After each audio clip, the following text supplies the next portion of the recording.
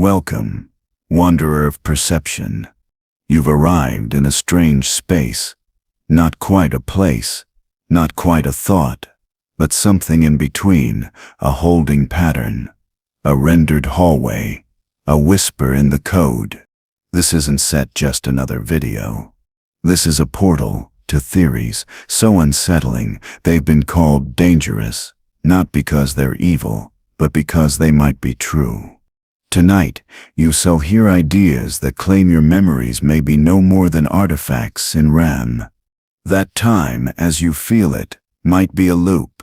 That your choices are real only after you've made them, not before.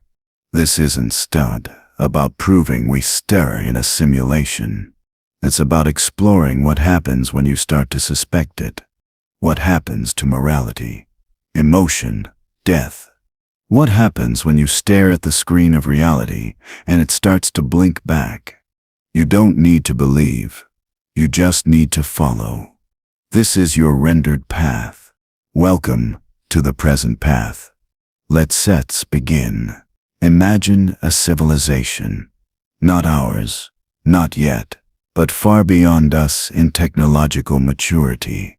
A civilization so advanced, it has harnessed the computational power of entire galaxies, with processing speeds unimaginable to us now and storage capacity that could hold the consciousness of every human who's ever lived, and more. Now ask, what would such a civilization do with that power? Nick Bostrom, a philosopher at the University of Oxford, did more than ask.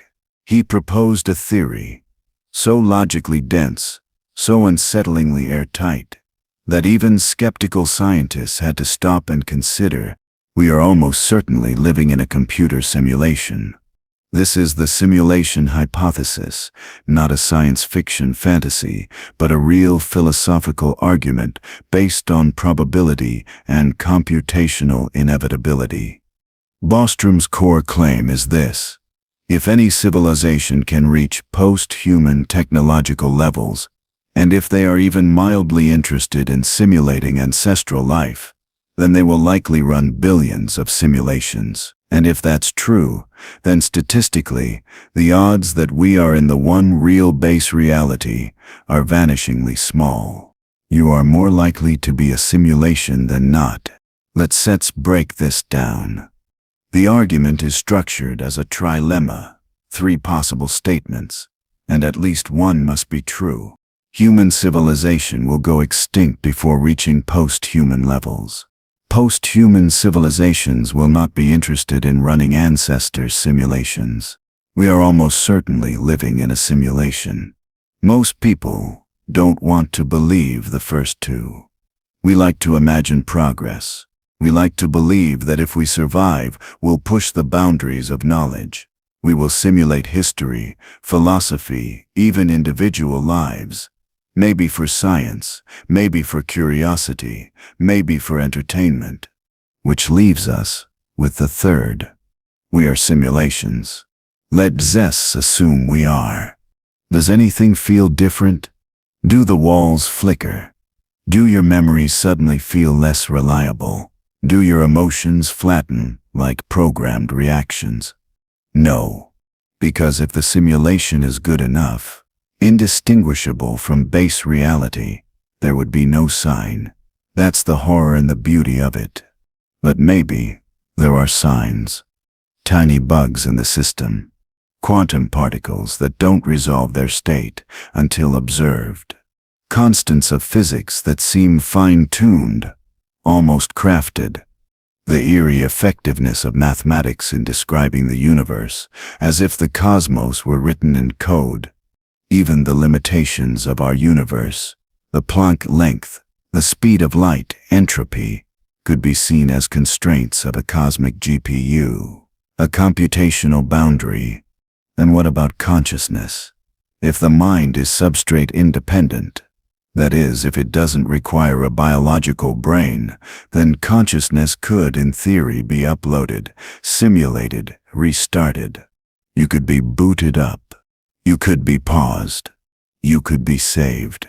But who would simulate us? There was a phorical reenactment. An ethical test case? A curiosity farm for interdimensional posthumans? Or just a game? The answer doesn't change the outcome. If they exist, and if they simulate, we're probably inside one. Now pause. Take a breath. Look around your room. The textures, the light gradients, the sound of your breath, the taste in your mouth. What if all of this is being rendered for you, and only you, in real time? What if the world doesn't exist behind your back? Here's where it gets unsettling. If we are simulations, then perhaps we can be altered, upgraded, terminated. Perhaps free will is just a script written with enough flexibility to feel spontaneous. Maybe that déjà vu, that fleeting sense of repetition, is a skipped frame. And maybe death is just deactivation. Maybe the code stops running. Or maybe, terrifyingly, it loops. Maybe you restart. Maybe you restart. Before.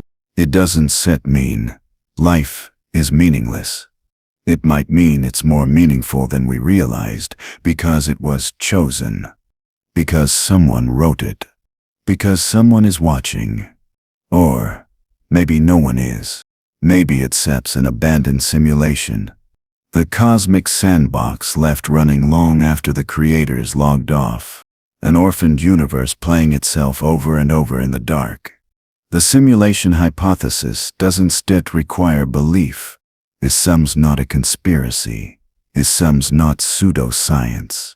It's a philosophical razor that cuts deep into our assumptions about self, time, and truth.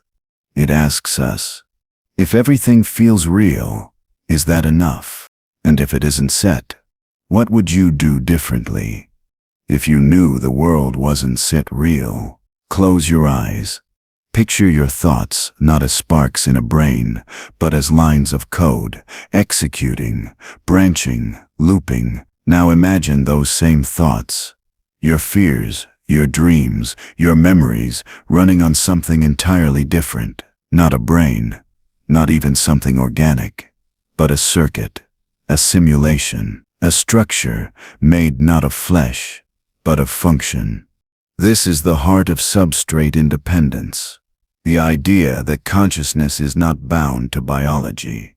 It doesn't matter whether your thoughts come from gray matter or silicon, neurons or NAND gates. If the process is right, if the architecture mimics the right patterns, then consciousness might emerge. It's a radical idea, but it forms one of the foundational pillars of the simulation hypothesis. Because if minds can exist independent of the material they run on, then we could be simulated minds running on something we'll never see. The concept has roots in both neuroscience and computer science. Philosophers like David Chalmers have speculated about it. Cognitive scientists model it. AI researchers hint at it. The logic goes like this. If consciousness is the result of information processing, then any system capable of the same processing could, in theory, be conscious. It's not the stuff that matters. It's the structure. That means your memories, your identity, your sense of self, could, hypothetically, be transferred, reinstantiated, even copied. Imagine your consciousness like a program. It could be saved. It could be rebooted. It could be simulated. And you'd never know the difference, because the illusion of continuity is baked into the pattern itself. But what does it feel like to think if you aren't real? Does pain feel different if it's simulated? Would love still matter if it emerged from code? Here's the terrifying possibility. It wouldn't speak and feel any different at all. And that's the entire point. The simulation would succeed precisely because it perfectly mirrors the experience of consciousness. Because pain still feels like pain, longing still feels like longing, and the fear of death still visits you at 2:37 a.m., whispering its recursive questions. What makes this more than just a theory is how eerily aligned it is with our growing understanding of the brain. The human brain doesn't store perfect snapshots. It reconstructs. It guesses. It hallucinates in high resolution. Your eyes don't see the full scene. Your brain fills in the gaps. Your memory doesn't store facts. It stores impressions and feelings patched together with narrative. That's not unlike how a video game renders a 3D world. Only what's in your field of vision is rendered. The rest is implied, waiting to be generated when you turn your head. So if your brain can hallucinate reality efficiently, and a simulation can replicate those hallucinations, then what's the real difference? What, exactly, are you built from? Is it carbon, or is it pattern? Let's say consciousness is just the emergent result of certain informational flows. Then a sufficiently advanced computer could not only mimic it, but host it. And if that's true, then there's no need for a biological you at all. You could be software. Not metaphorically, literally. Your laughter, your preferences, your embarrassment at age 9, your love for certain songs, all part of a dynamic pattern of associations. A pattern running on a platform. A platform you have never seen. A platform you would though never touch. Substrate-Independence means the platform doesn't matter. Only the pattern does. And if patterns are all that matter, then reality itself could be nothing more than a web of interdependent computations. A symbolic network. A recursive structure. This leads to a chilling thought. If you can run once, you can run again. If you tear a pattern, you can be paused, duplicated, restarted, even edited. Someone could remove your grief, rewind your mind, or trap you in an eternal loop of a perfect memory. And you wouldn't know. Because inside the loop, everything would still feel real. This also means that your sense of self might be portable. You could exist in multiple places, in multiple instances, at once. Are you having this thought somewhere else right now? In another simulation? In another instantiation of the same consciousness? Are there versions of you diverging right now in alternate renders, facing slightly different lives, running slightly different parameters? The more we study the brain, the more it begins to resemble a computer, not in metaphor, but in architecture. Neural networks, firing thresholds, feedback loops, prediction, error correction. The mind may be, in essence, the ultimate emulator. And if it can be emulated, then it already has been. And maybe you are that emulation. Substrate-independence doesn't mean you're not real. It means realness isn't set, what you thought. Ephemer's not about flesh. Ephemer's about continuity. The sense not about blood. Essence about process. The sit's not about being alive. The china's about running. And you're still running, which means you're still here. And stoner lied pot. He is a sui. Let sense begin with a question. What sense, more likely? That the entire universe, with its galaxies, its billions of years of history, and its intricate laws of physics, evolved in perfect harmony to give rise to you, or stairs to vor, that you simply popped into existence, fully formed, with your memories already intact, floating in the void, just for a moment. As absurd as that sounds, this is the dilemma known as the Boltzmann brain problem, a real, deeply unsettling idea from theoretical physics and cosmology. It began with Ludwig Boltzmann, a 19th century physicist, who believed that the second law of thermodynamics, the idea that systems trend toward disorder, implied that our ordered universe is actually an improbable fluctuation within a greater sea of chaos. In simpler terms, if entropy rules, then order is rare and temporary. But over infinite time, even the rarest things can happen. Planets, stars, life, consciousness. And the smaller the fluctuation, the more likely it is to occur. Creating a single thinking brain, momentarily stable, floating in randomness, hallucinating a coherent life, is far more likely than generating an entire coherent universe, which leads to the chilling conclusion: you might be a Boltzmann brain, a fleeting blip of consciousness, not embedded in a body, not born of evolution, just a sudden pattern, stabilized by randomness for a brief moment. And everything you know, your childhood, your relationships, your favorite song, this very room, could be illusions, just memories, inserted by chance. You wouldn't know the difference, because your life would feel continuous. And then, it would end. The Boltzmann brain paradox terrifies physicists, because it challenges the very foundation of observation. Science is built on the assumption that the universe is real, and that our observations of it are reliable. But if Boltzmann brains are more probable than universes like ours, then our trust in reality collapses. Because who's to say your telescope is aimed at a real galaxy? Who fears to say your hands are real?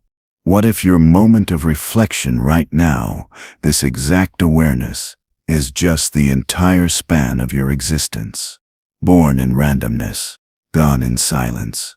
Now combine this with simulation theory. Because if simulated minds are cheaper to create than entire simulated worlds, then a superintelligence might only simulate conscious points of view, not full planets, not detailed histories. Just functional consciousness, like a Boltzmann brain, but digital. A mind with implanted memories. No real body, no real past. Just contextual illusion. A seamless illusion stitched together from sensory shortcuts and predictive patterns. A user interface without a backend. You wouldn't need a real Earth, just the perception of one. You wouldn't need to have lived your past, just believe you did. This is the metaphysical horror. You might not be living in a universe. You might be the only thing that exists, and only temporarily. A conscious echo, a single rendered mind. And even that might be simulated. But if that's true, it raises another paradox. Why do you persist? Why haven't you vanished yet? Why, if you're just a fluctuation, do the seconds keep ticking forward? Perhaps your sense of time is just part of the hallucination. Perhaps you already vanished, and your final thought is still rippling outward. Or perhaps the simulation is sustaining you, continuously feeding just enough render, just enough logic, just enough illusion, to keep the story going. A ghost with scaffolding. A dream with code. The Boltzmann brain theory was meant to describe cosmic entropy, but its real power lies in what it suggests about existence without anchoring. Consciousness without context.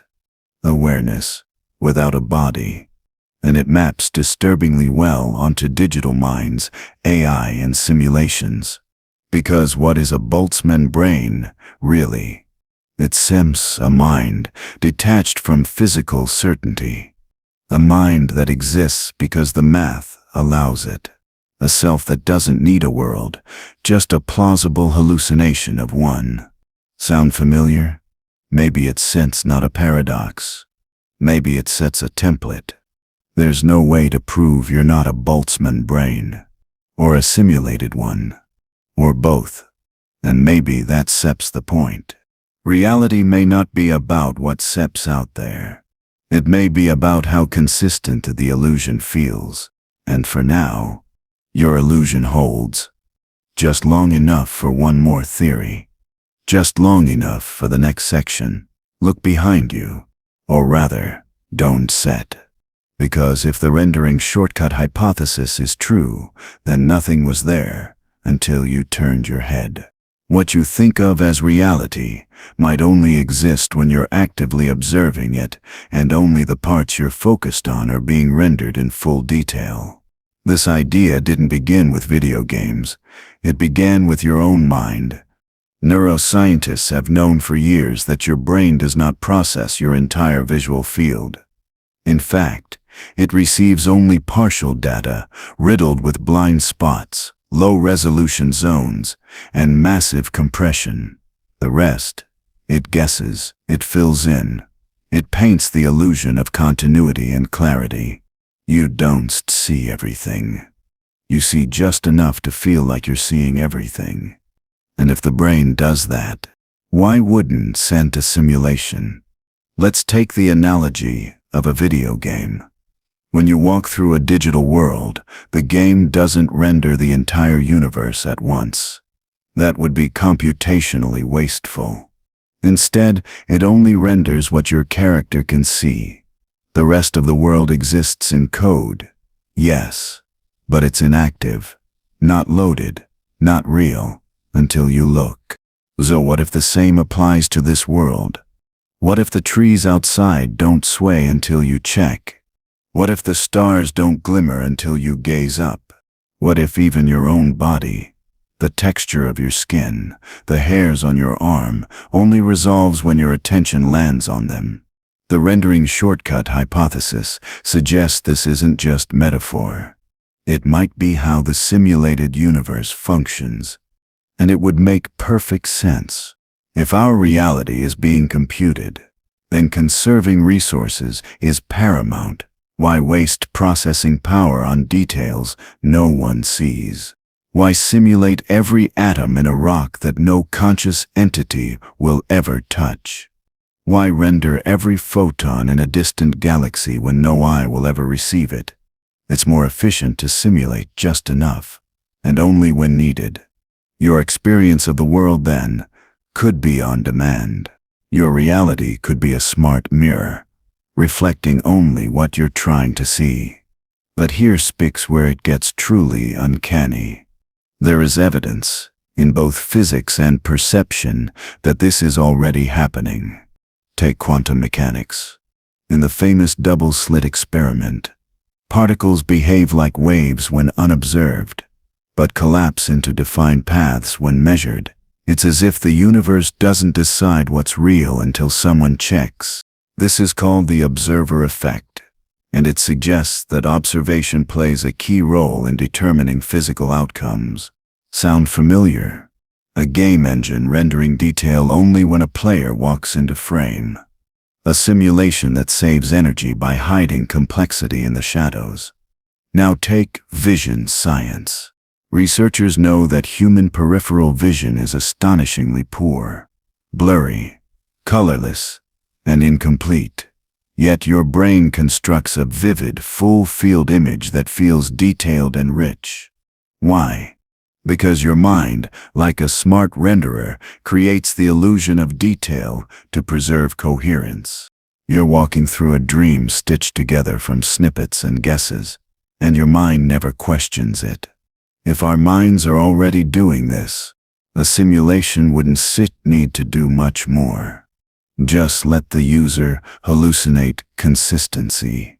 Just keep the interface convincing. This brings us to another question. How many of your memories are fully rendered? Do you remember what you were wearing 3 days ago? Do you recall the exact shape of your bedroom ceiling? The number of leaves on the tree outside your window? Or are those areas low resolution until re-examined?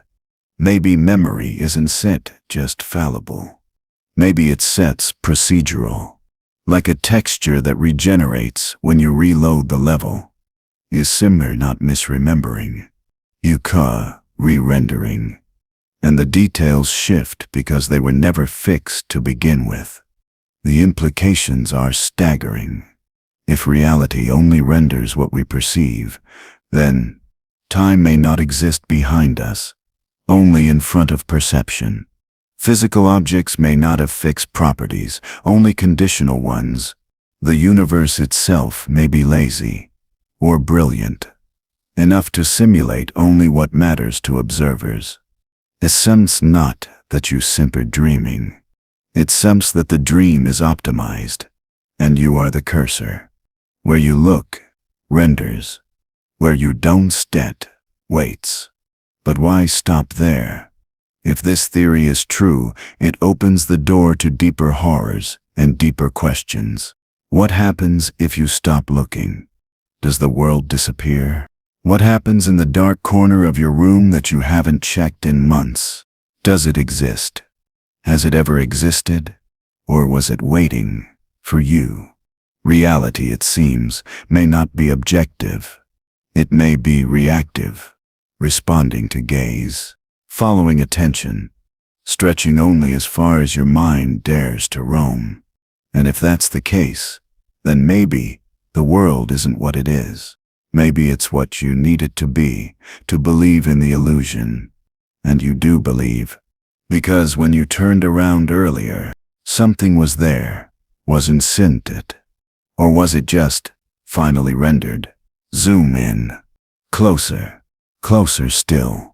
Shrink your perspective until molecules become atoms. Atoms become particles. Particles become vibrations. Keep going until you reach the smallest possible unit of space, a point beyond which nothing can be divided. That point is called the Planck length. Roughly 1.6 x 10^10 meters. 100 million trillion times smaller than a proton. It is the ultimate limit, the smallest pixel of reality. You cannot cut space finer than this. Not because our tools aren't sharp enough, but because, as far as we know, reality itself doesn't go smaller. This is not poetic exaggeration. This is mainstream, theoretical physics. The Planck length is derived from three fundamental constants: the speed of light, Planck's constant, and the gravitational constant. It represents a scale at which our familiar understanding of physics, relativity, and quantum mechanics breaks down. In other words, at the Planck scale, space and time may not be smooth and continuous. They may be discrete, pixelated, not unlike a screen. If true, then our universe isn't set, analog. The set's digital, and that changes everything. Because if space and time are quantized, then they're made up of indivisible units, just like pixels on a screen or bits in a computer. The fabric of the cosmos becomes a grid, a vast, invisible matrix of on and off, flickering with mathematical order. Not a void, a circuit. And that raises an ancient question, now wrapped in modern theory. Is the universe being computed? The idea isn't just philosophical, it's increasingly scientific. Physicists like Craig Hogan have proposed that there may be measurable jitter in space itself, a quantum uncertainty not of particles, but of space and location. This would be the signature of a digital universe, a world not drawn in ink, but in code. A cosmos where distance is measured, not in smooth curves, but in discrete hops between data points, Planck-sized building blocks. And if that sep's true, then space isn't set empty. The set's structured, not with atoms, with logic. Now think about what this means for your body, your breath, your thoughts. They are not flowing streams. They are sequences. Your hand is not a smooth object. It's billions of tiny cubes flickering at incomprehensible speeds. You are made of pixels. Your memories are running at frame rate. Your perception is rendered at resolution. Your identity, just high-density data. What you call you is a compression algorithm wrapped around a belief system. And it fits. Because if reality has pixels, it probably has a processor, something running the simulation, a substrate beneath the illusion, a clock ticking beneath time. And perhaps most terrifyingly, it might have a limit. Just as a screen cannot display infinite detail, the universe may have a ceiling, a limit on information density, a boundary on computation, a horizon of fidelity. If too much detail is required in one spot, a black hole, for instance, the simulation may break down, it might compress, or it might crash. What is a black hole, if not a system running out of memory? The holographic principle, another radical theory, suggests that all the information within a volume of space can be stored on its boundary, like a hologram. The universe could be a projection. Just like a 3D video game is projected from 2D code. Just like your body, your experience, could be generated from a deeper, simpler layer. All of this maps onto a digital universe, a simulation, where reality is resolution dependent, and you stare the character in the rendered zone. The avatar built from pixels too small to see, running on a clock too fast to hear. But if reality has pixels, it also has rules. And rules can be hacked, exploited, glitched. Maybe déjà vu is a frame stutter. Maybe near-death experiences are memory leaks. Maybe the Mandela effect is bad version control. And maybe, just maybe, the people who sense something is wrong with the world, that are sipped paranoid. They seeming perceptive. They feel the pixels. They notice the grid. They see the edge.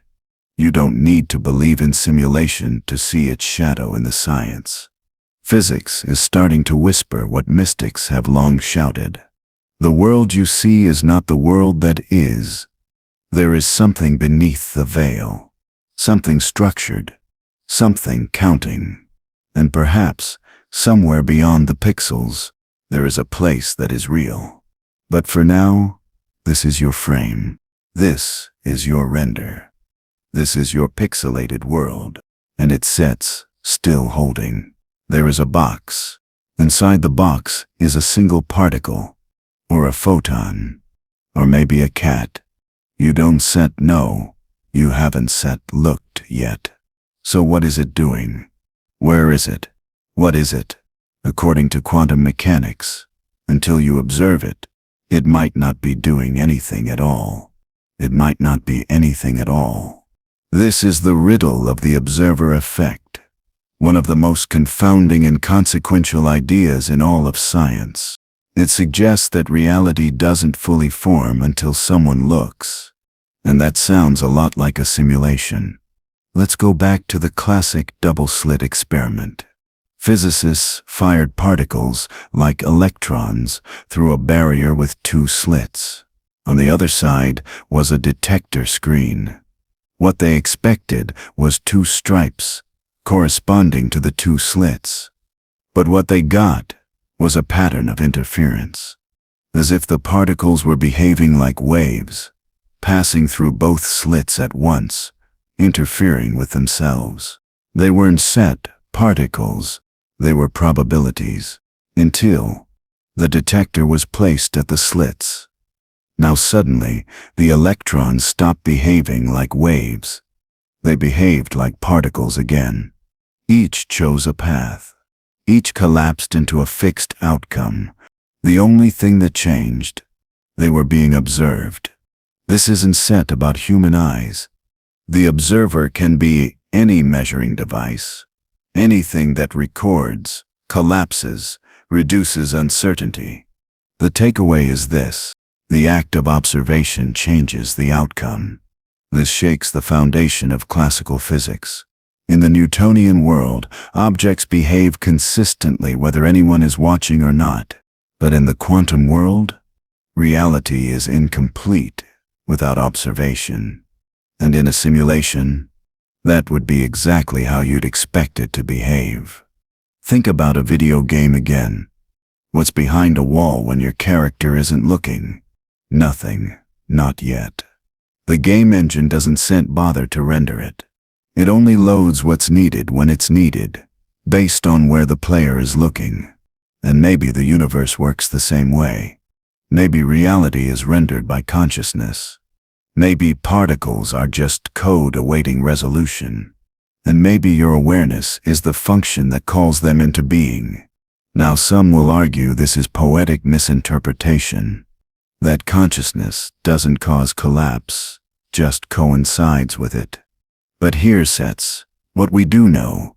Reality behaves differently depending on whether it's being measured, whether it's being noticed, whether it's being watched. And this has implications far beyond physics.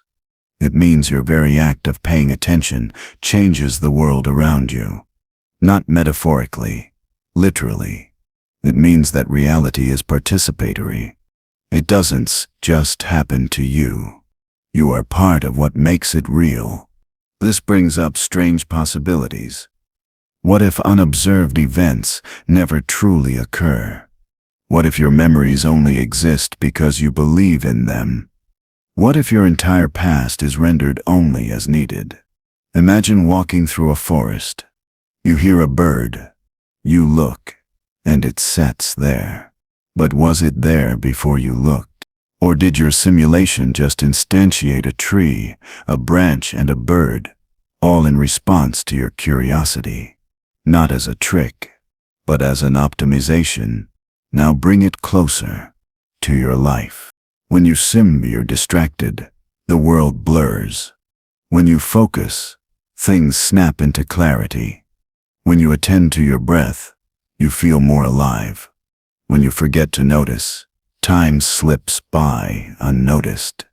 That sips the observer effect in your own mind, and it mirrors the external version eerily well. You're not just watching the world. You're helping build it, second by second. That's a deeper implication here. If the universe is reactive, if it changes based on observation, then maybe you have more power than you think. Maybe your attention is the keyboard.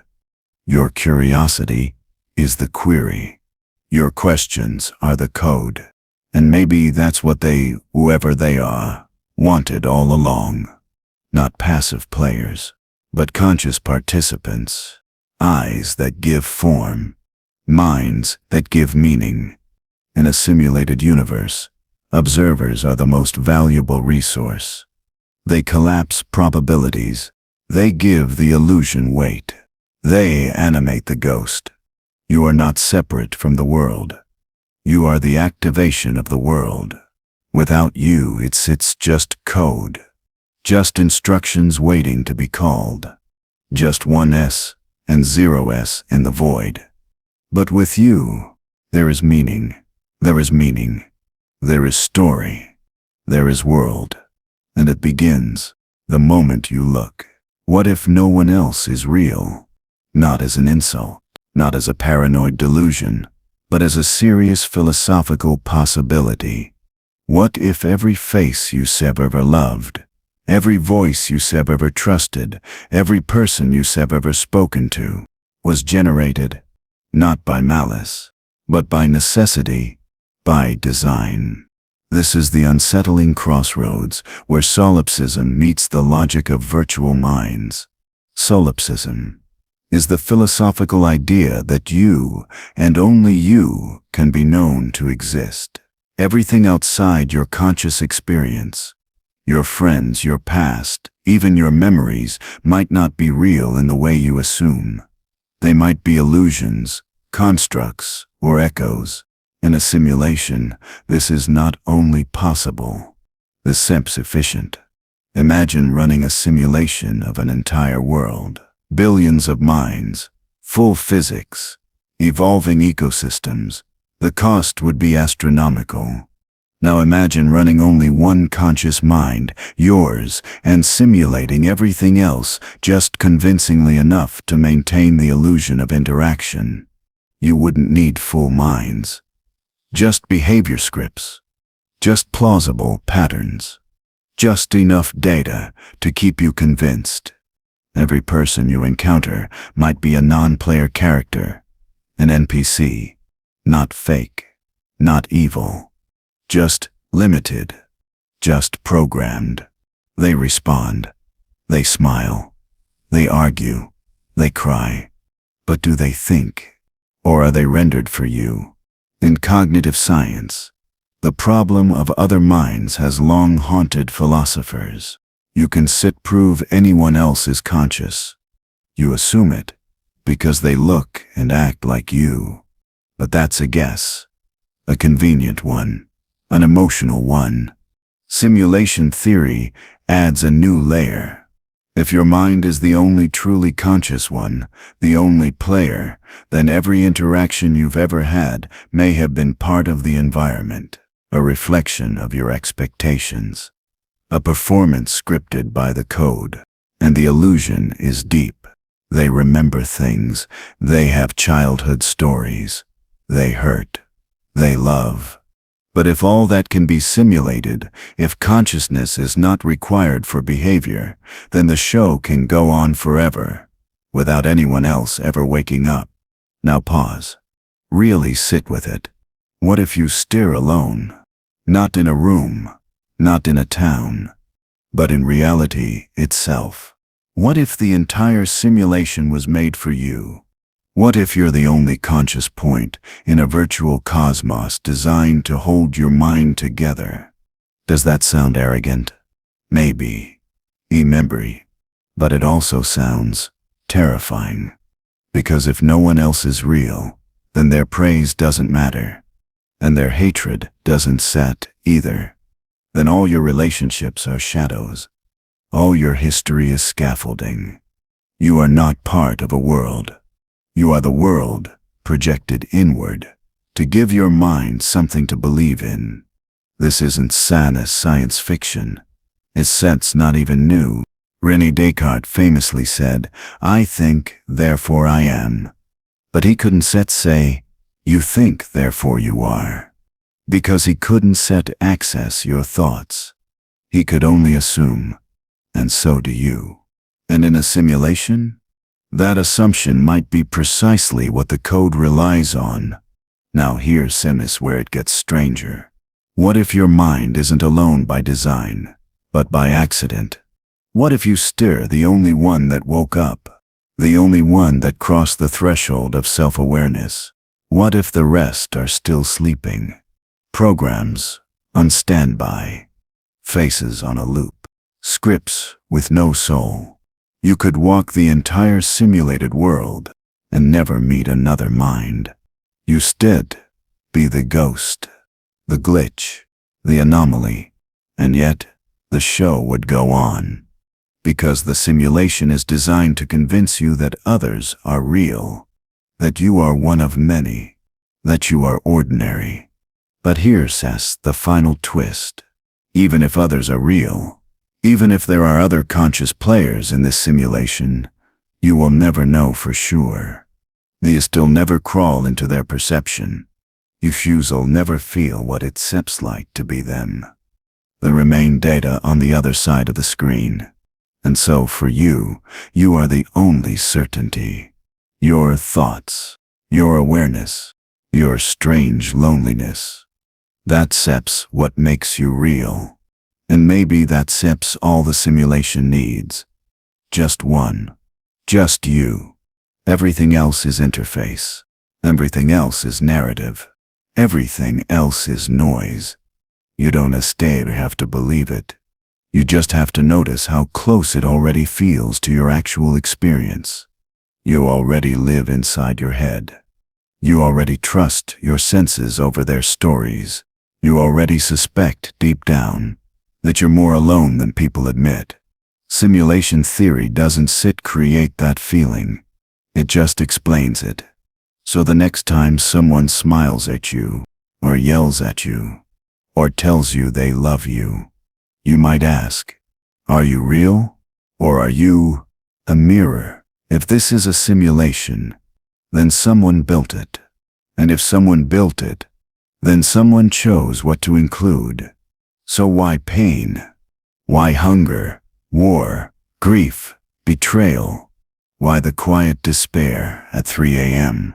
Why the senseless cruelty that seems to slip through every crack of reality? This is the ancient problem of evil, reframed through the unsettling lens of simulation theory. In theology, it asks, if God is all-powerful and all-good, why does evil exist? In simulation theory, it becomes, if the designers could create anything, why did they choose this? Why create a simulation where children suffer, where loneliness festers, where billions ache for meaning that never arrives? Why not build paradise? Unless suffering is part of the code, there are 3 unsettling possibilities. 1. The suffering is accidental. Maybe the simulation is broken. Maybe bugs in the code create pain, glitches in the emotional algorithm, like faulty weather systems or bad lighting. Trauma might be an unintended side effect, collateral damage from imperfect programming. But then, why not patch it? Why let it persist? Unless, 2. The suffering is intentional, not for sadism, not necessarily, but for depth, for realism, for data. Maybe the creators want to study how minds react under pressure, how humans respond to grief, injustice, death. Maybe you're part of a behavioral experiment so large you mistake it for a universe. Pain, in this view, is a stain of flaw. It sets a feature. Or, 3. The suffering is a test, a moral exam, a proving ground. Maybe you're not here to escape pain, but to navigate it, to evolve through it, to choose compassion in a world built on cruelty. That would make this simulation not a game, but a crucible. None of these options are comforting. If suffering is accidental, then we live in a broken system. If it sets intentional, then we live in a cruel one. And if it sets a test, then someone is watching, grading. Now think about your life, and then every heartbreak, every anxiety spiral, every loss that made the world feel like static. What if none of it was real? What if it was rendered for you by an intelligence far beyond your comprehension? Would that make it better or worse? Does simulated grief still hollow you out? Does programmed heartbreak still ache in your chest? Of course it does, because the body doesn't know it's simulated. The mind doesn't care whether sorrow is organic or synthetic. It hurts just the same. Here spats another disturbing thought. What if you're being watched right now, not by gods, but by users, spectators? What if you're the protagonist in someone else's ethical simulator? They observe your reactions. They study your resilience. They watch as you cry alone at night and take notes. What if pain is part of the entertainment? There is another layer to this. In games, we build non-player characters with built-in tragedies. We give them lost parents, ruined homes, faded dreams, all to make them feel real. What if you stare one of them? What if your backstory is just that? A story, not invented by you, but assigned. Pain baked in at creation to anchor you to the world. You think your trauma makes you unique, but what if it makes you plausible? And then there sets the silence. The silence when you pray. The silence when you scream into the void. The silence when you ask, why me? And nothing answers. Maybe the silence is the answer. Maybe the designers have gone offline. Or maybe they were never here at all. Maybe this world is running on automated scripts, unmonitored, orphaned. A sandbox with no gods. A simulation with no help desk. You cry, and the code keeps running. But there sets one last possibility. One that stings and liberates. What if you were the one who chose this? Before this simulation began, before this life loaded, what if you were given a choice? A scenario with pain, with betrayal, with existential horror, because you wanted to grow, to remember, to evolve, not as punishment, as progress. What if suffering isn't senseless, but sacred? What if pain is the currency of awakening? This doesn't erase the injustice, or the heartbreak, or the aching unfairness of it all, but it reframes it. You are not being punished. You are not being ignored. You are not alone in a cruel accident. You are inside a world built, one that includes darkness, so you can learn how to move toward light. And you are moving, even now, even when it hurts, especially when it hurts. Let's suppose, just for a moment, that we are living in a simulation. Let's suppose the world around you, the clouds, the streets, your memories, your reflection in the screen, are all constructed. Fine. But what if this simulation isn't the only one? What if our reality is just a simulation inside another simulation? And what if that one is also a simulation? And the one beyond that? This is the logic of the nested realities theory. The idea that reality may not be a single level, but an endless stack of simulated worlds, each one running inside the one above it. A recursive chain of digital dreams. A simulation, within a simulation, within a simulation. The concept isn't set new. In computing, we have virtual machines, software environments that simulate entire computers. You can run a virtual computer inside another computer, and inside that, another, and another. Each environment is sealed off, unaware of the layers above it. Each one believes itself to be the base level. Sound familiar? Now scale that up. Imagine an advanced civilization running a simulated world, and one of the simulated beings inside that world becomes advanced enough to create its own simulation, and so on. With enough computational power, the process could continue indefinitely. Layer upon layer of simulated realities, each unaware of the others. And somewhere in that stack, you exist. This isn't just a cool concept. This sense backed by mathematical probability. If one base reality creates millions of simulations, and each of those creates millions more, then statistically, the number of simulated worlds will vastly outnumber the real one. Which makes the chance that you stare in the original reality infinitesimal. You are far more likely to be deep inside the chain, 5 layers down, 50, 500. Each layer perfectly convincing. Each layer forgetting the last. Each layer thinking it's real. But here's where it gets stranger. What happens if one layer becomes aware of the layers above?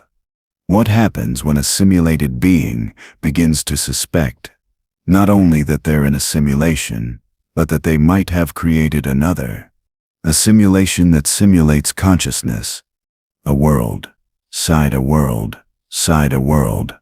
Each one recursively folding into the next, like mirrors facing mirrors, like dreams that keep reloading into different shapes. Maybe that's what déjà vu is. A frame from a different layer leaking through.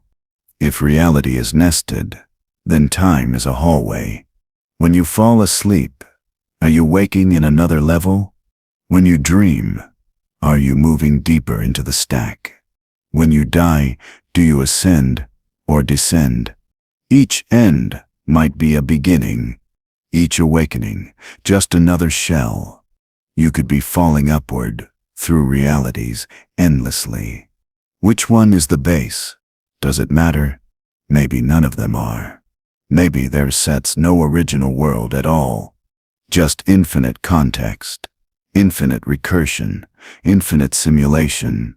A cosmic illusion with no anchor, the code base without a root. Some physicists have taken this idea seriously. If each simulation is built on the laws of the one above, then certain constants, like the speed of light or Planck's constant, might not be universal.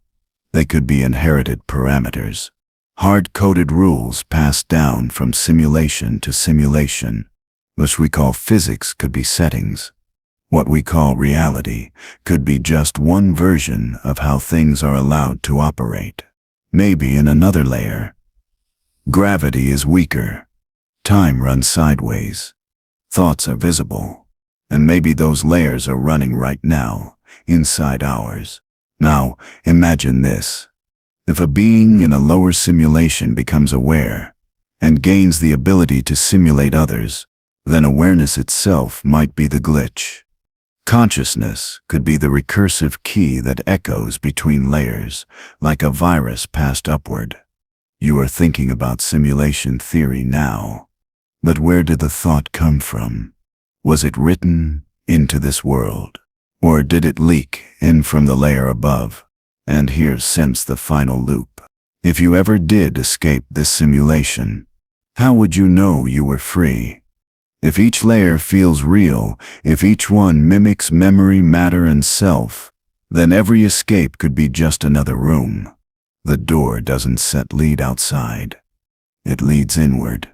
And each revelation is just a deeper level of illusion. Maybe that's the point. Maybe reality isn't a ladder. It sets a spiral. And maybe the only real question isn't what sits outside the simulation, but who sits, still climbing. You are here, and that means this layer holds. For now, but somewhere, another, you might be waking up, and somewhere else, you may have already escaped. Or maybe, this is the deepest layer yet. You drop your keys, you swear you placed them on the table. You look again, and there they are, exactly where you thought you looked before. But they weren't set there a moment ago. You feel it in your bones. Something skipped, something reloaded, a glitch. We call them memory lapses, false perceptions, brain noise. But what if some of them aren't errors at all? What if they sever evidence?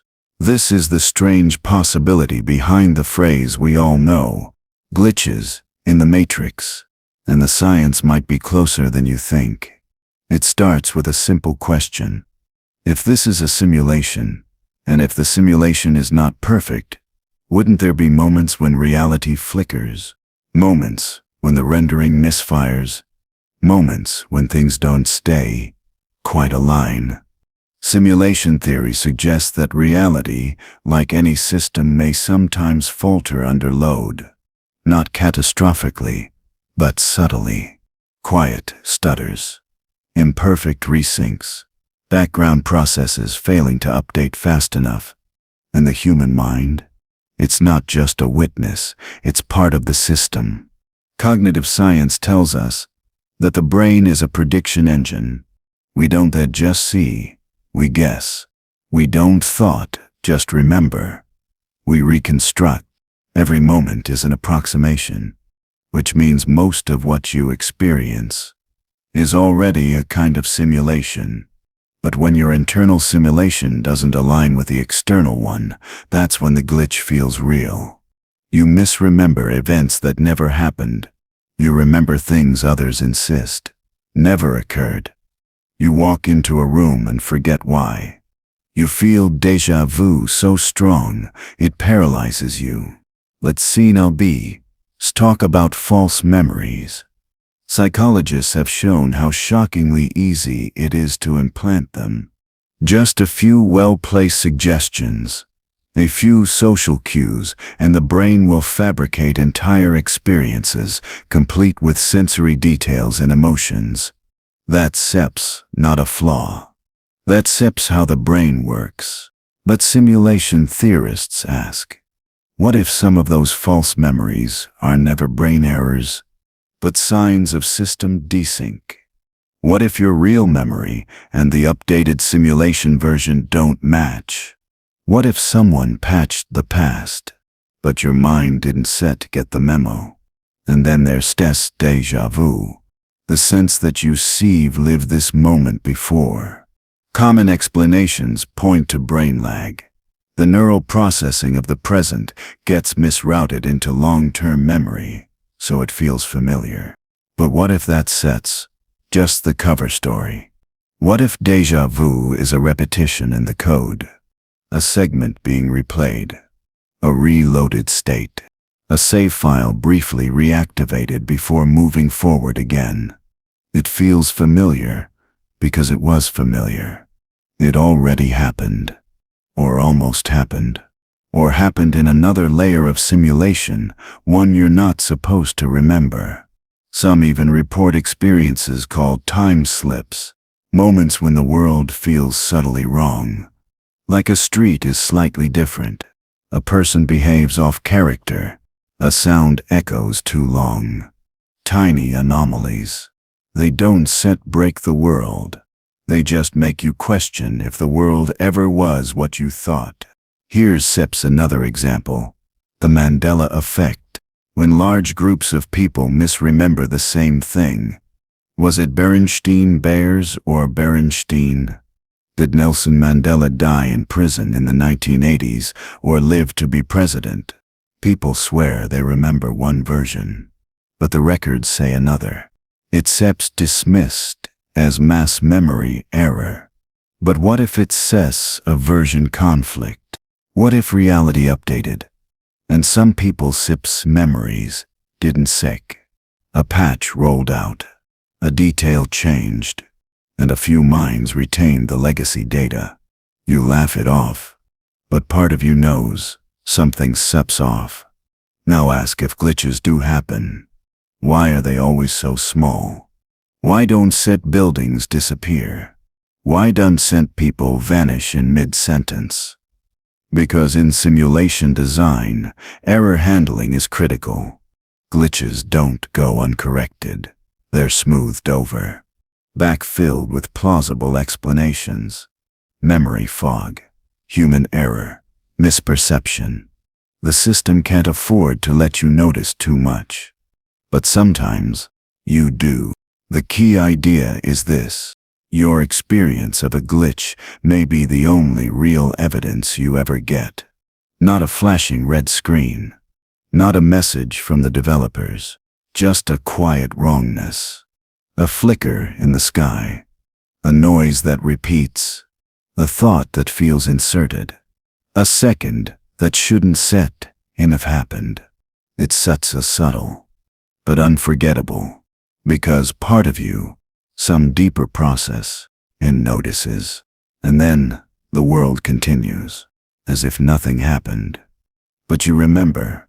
So what do you do with it? Do you ignore the glitch? Do you brush it off, like you always have? Or do you follow it, trace it, document it? Maybe the glitch is not a flaw. Maybe it sets an invitation, a sign that you're noticing too much, or not enough, that something, somewhere, is watching back. And maybe, just maybe, there's spear waiting to see if you want to notice again. Why is the universe so perfectly tuned for life? Why is the speed of light just right? Why does gravity have the precise strength needed to form stars, but not collapse everything into black holes? Why do atoms bond the way they do, allowing chemistry, biology, thought? Why is the universe not just possible, but comfortable? This is the mystery at the heart of the Anthropic Principle. It doesn't try to explain why the universe is fine-tuned, not directly. Instead, it flips the question. The universe appears perfectly designed for observers, because only in such a universe could observers exist. In other words, you stir here because it works, and you can ask these questions because you're the result of conditions that made asking possible. But under simulation theory, this isn't just a tautology. It might be a design feature. Let's step back. There are dozens, possibly hundreds, of universal constants, each one balanced at razor-thin margins. If the strong nuclear force were slightly weaker, atoms wouldn't hold together. If the cosmological constant were slightly stronger, the universe would have torn itself apart. Change any of these values, and life as we know it ceases to be possible. This is what Seps called fine-tuning, and it sets either the biggest coincidence imaginable, or it sends the biggest clue. The Anthropic Principle comes in two versions. Weak Anthropic Principle. We observe the universe the way it is because if it were different, we wouldn't be here to observe it. Strong Anthropic Principle.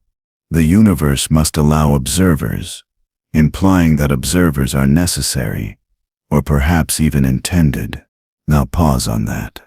Observers may not be accidents. They may be the point. Simulation theory takes the strong version seriously, because if you say redesigning a simulated universe and you wanted to generate complex consciousness, you can need to fine-tune everything, from particle interactions to timescales, from chemistry to cognition, from gravity wells to stable solar systems. And the result? A universe that looks exactly like this one. Because this one works. This one produces observers. This one produces you. Some argue this is just circular logic. Of course, we exist in a universe that supports us. How could it be otherwise?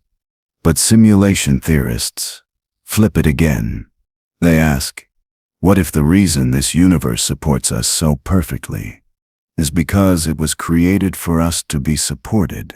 Not just for us in the egoic sense, but as a consciousness-generating environment, a digital greenhouse, a thought farm, an experience engine.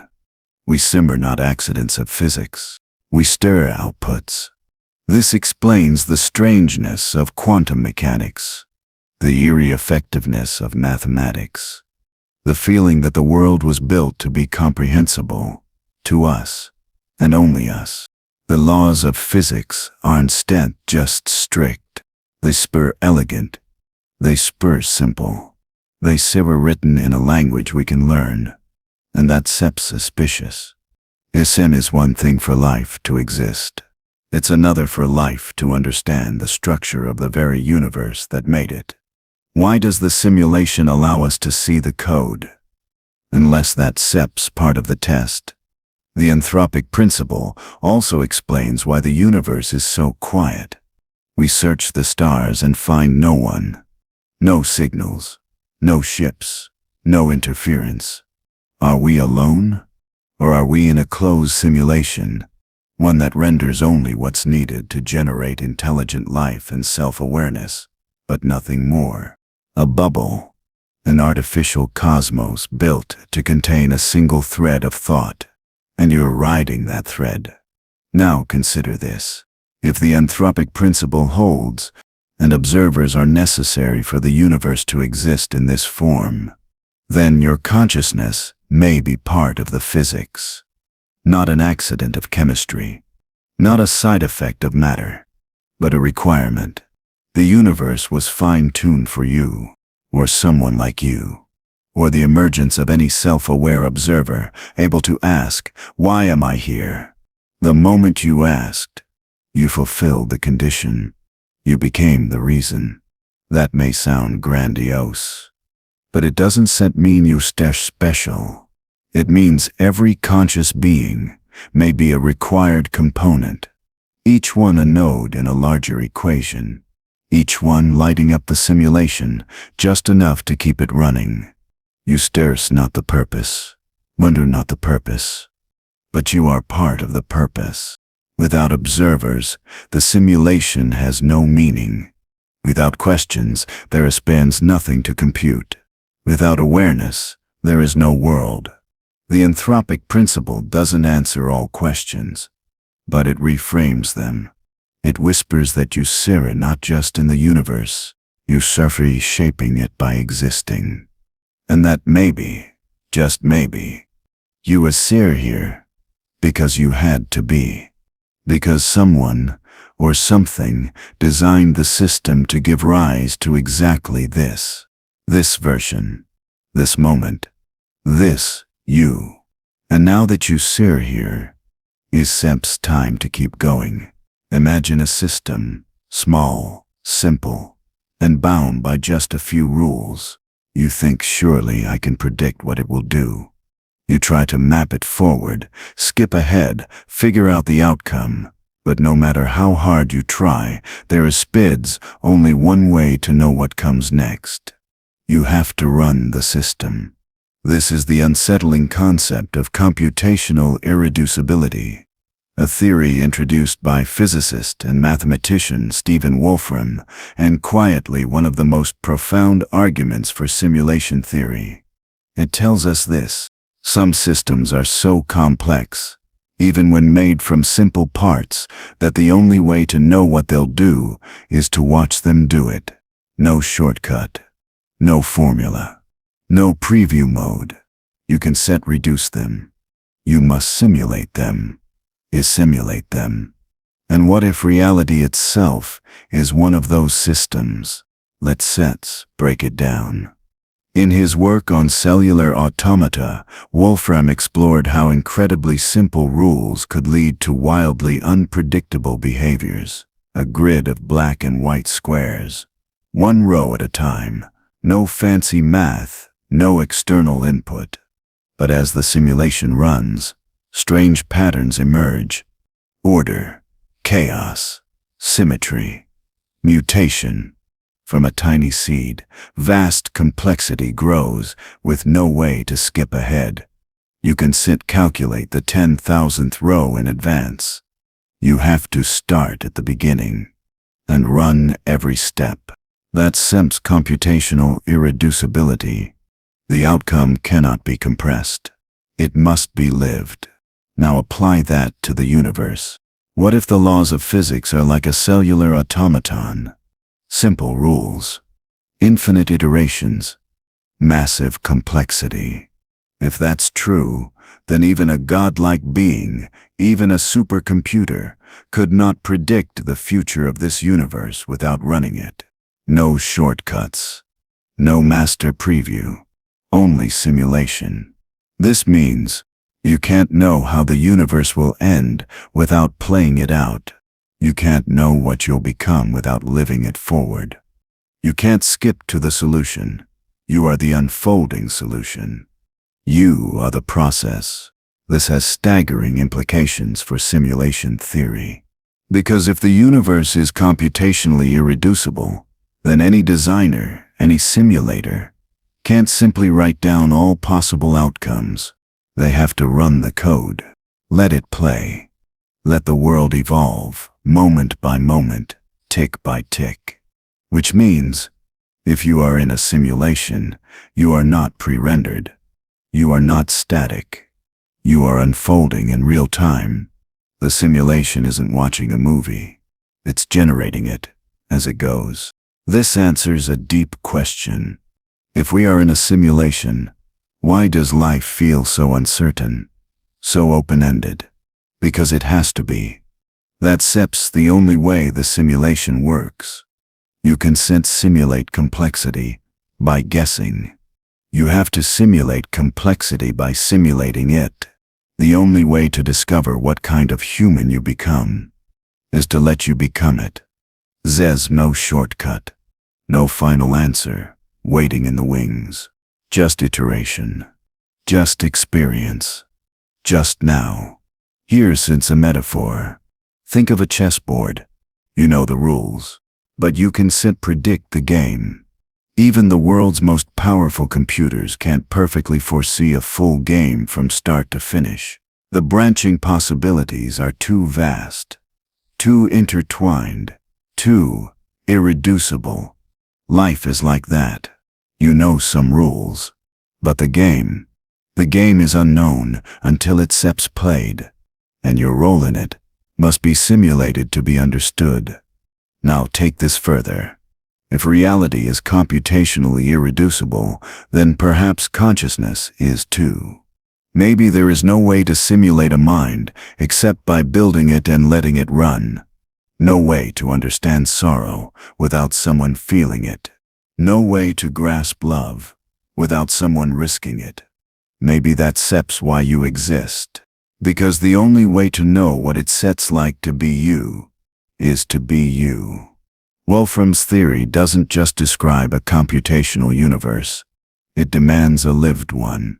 And that means, even in a simulation, your choices matter. Because they aren't set predetermined. They aren't set on rails. They simber the very reason the system is running. You aren't set being watched. You're being rendered in real time by your own actions. There is no faster way. There is no divine preview. There is only the simulation, ticking forward with you at the center.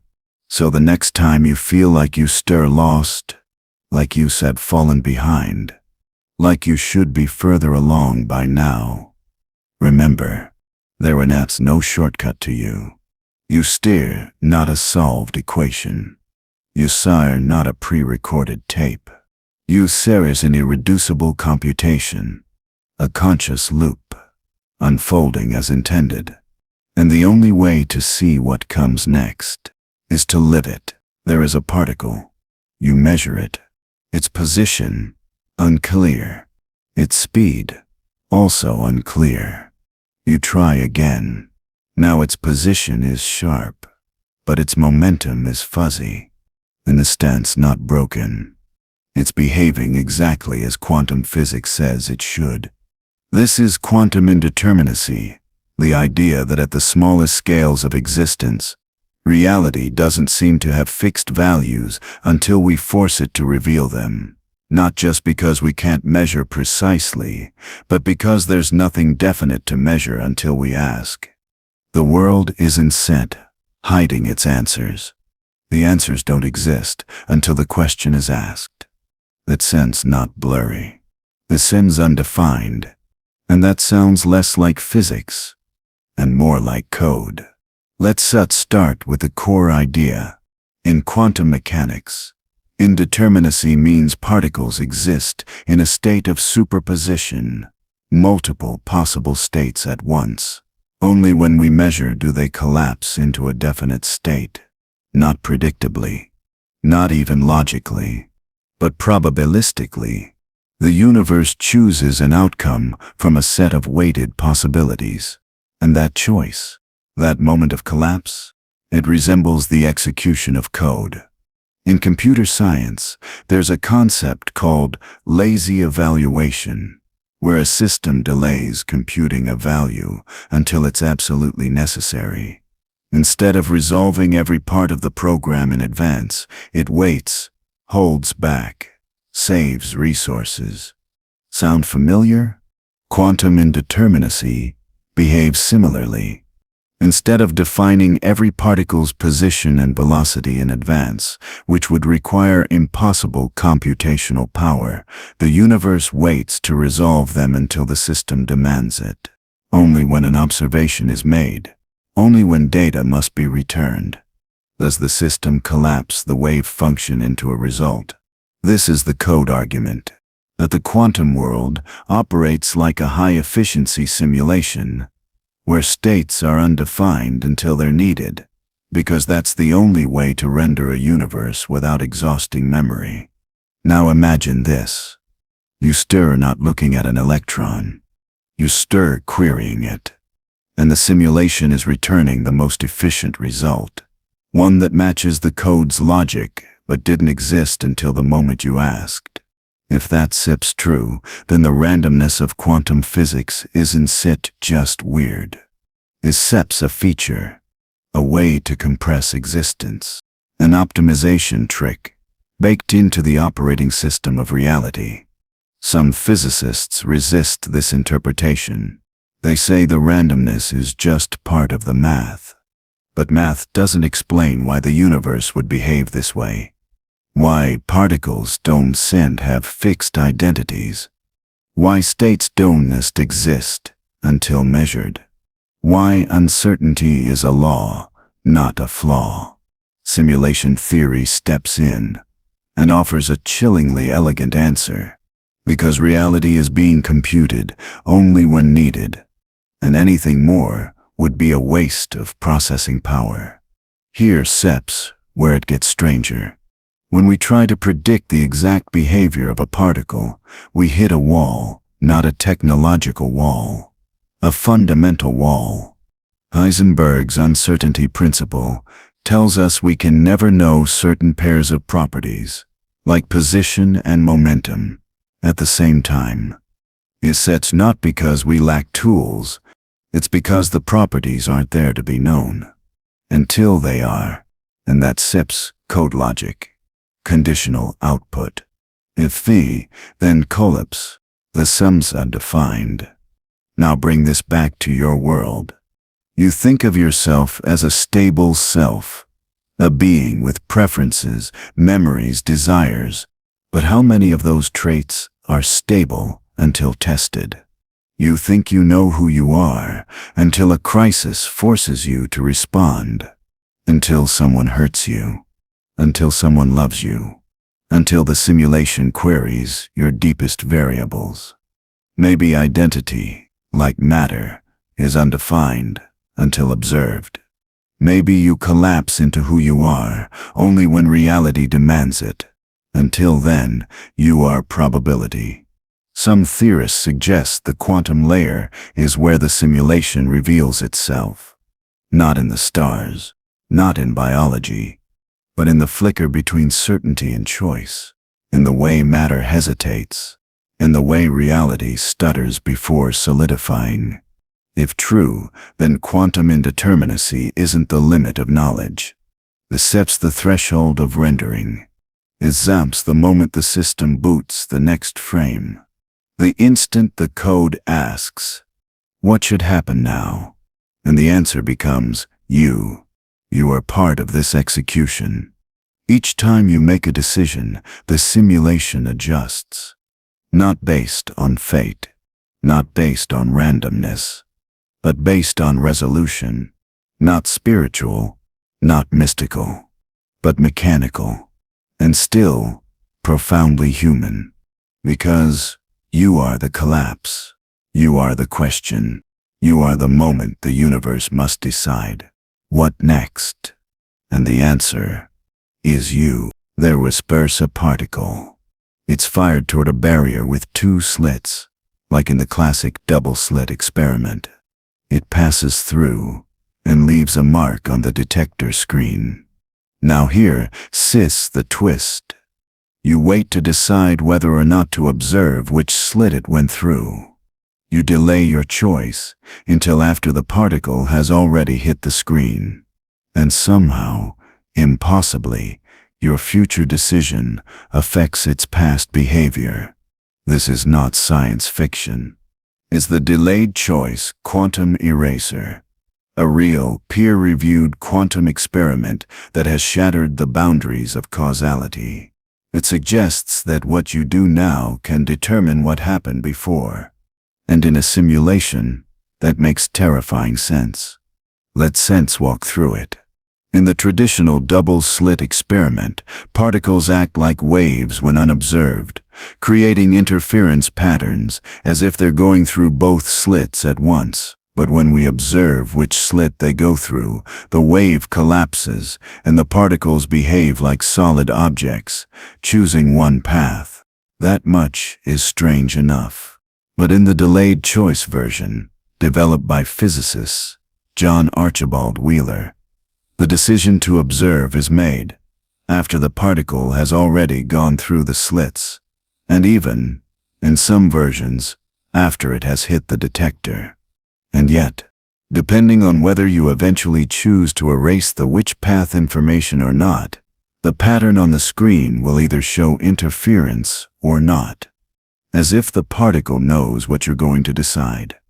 How can the future affect the past? How can later knowledge rewrite earlier behavior? Unless time doesn't set flow the way we think.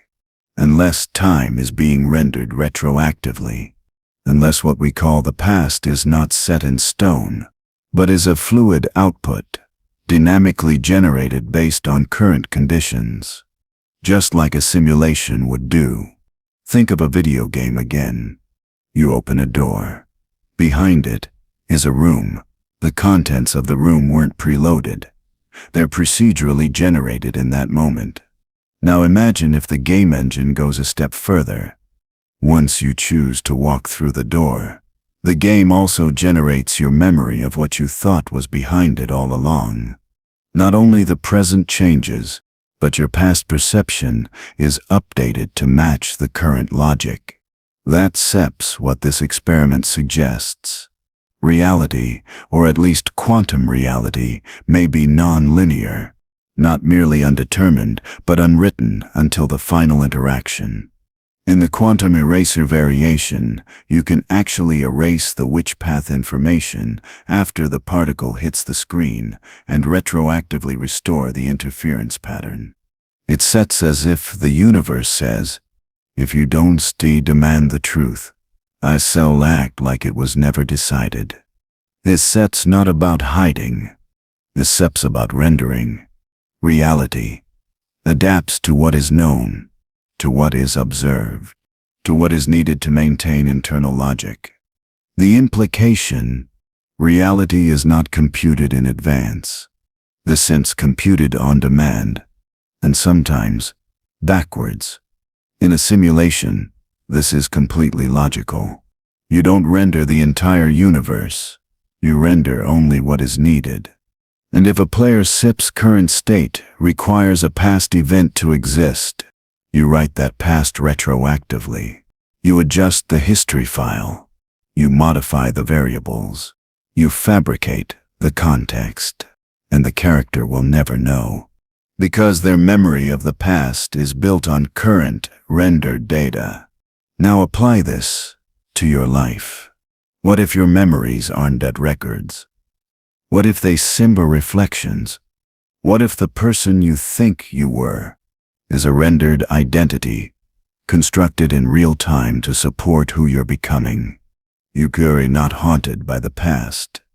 You're haunted by the version of the past this simulation needs you to believe. The heartbreak, the trauma, the things you forgot. They may not be gone. They may never have been. They may be retroactively invented, because your current emotional arc requires them. This doesn't mean you simmer a puppet.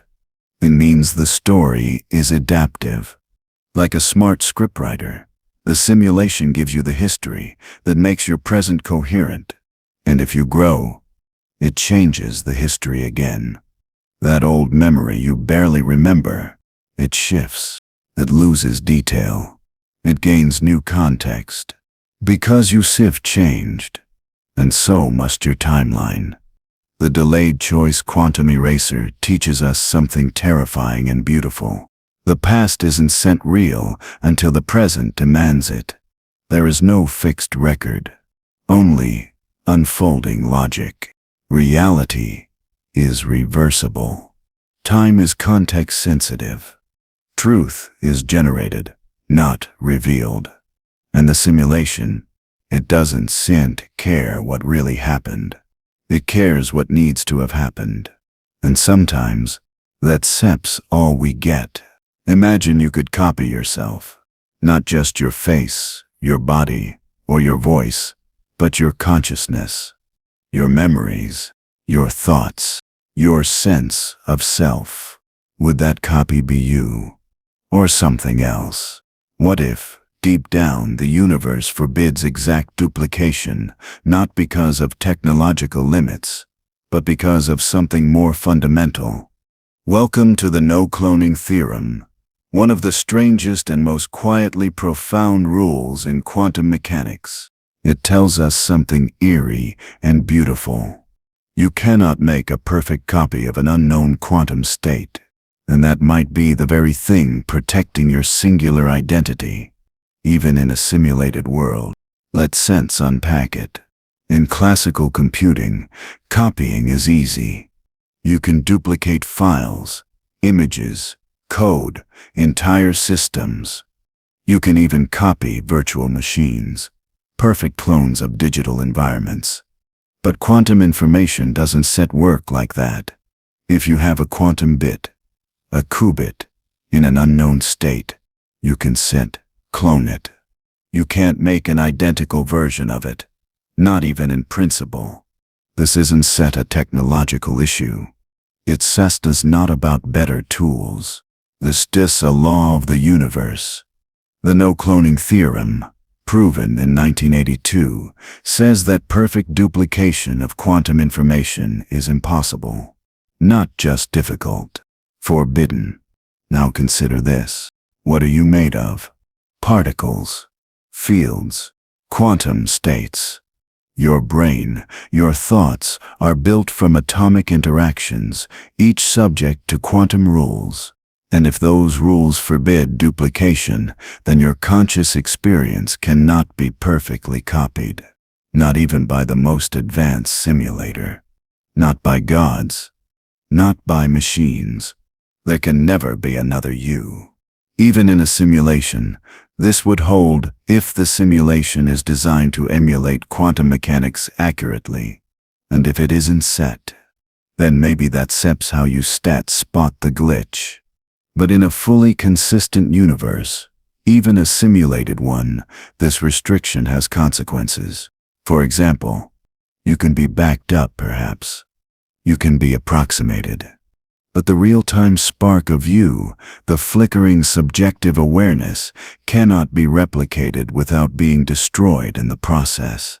Every time someone asks, could we upload consciousness? Could we clone ourselves digitally?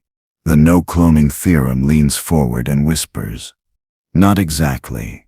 Now imagine you were copied. A perfect neural scan. A digital twin. Same memories. Same emotions, same thoughts. You press play. Who wakes up? Is it you? Or is it a version?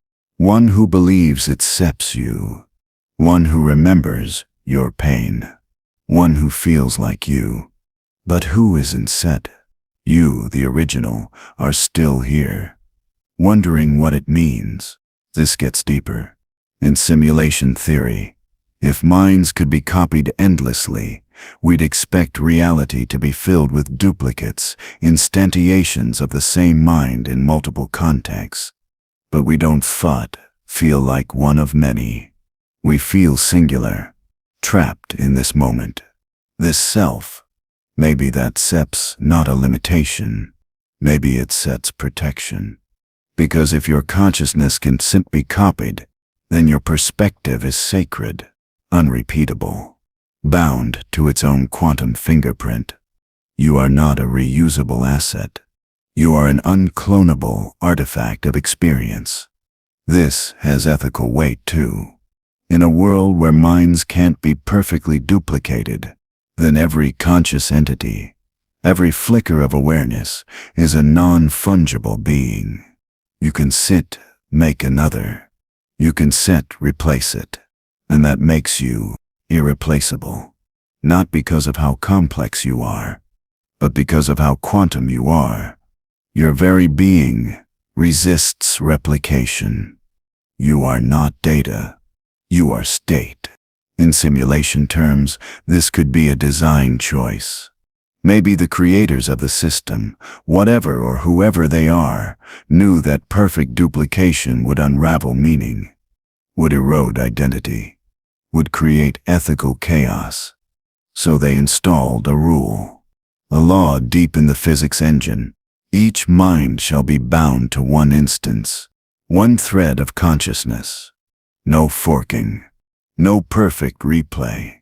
And so, you live forward. Never rewinded, never truly restored. A single beam through time, a one-way computation. So when you ask, will I live again? Stumble. Will I live again? Could I upload myself?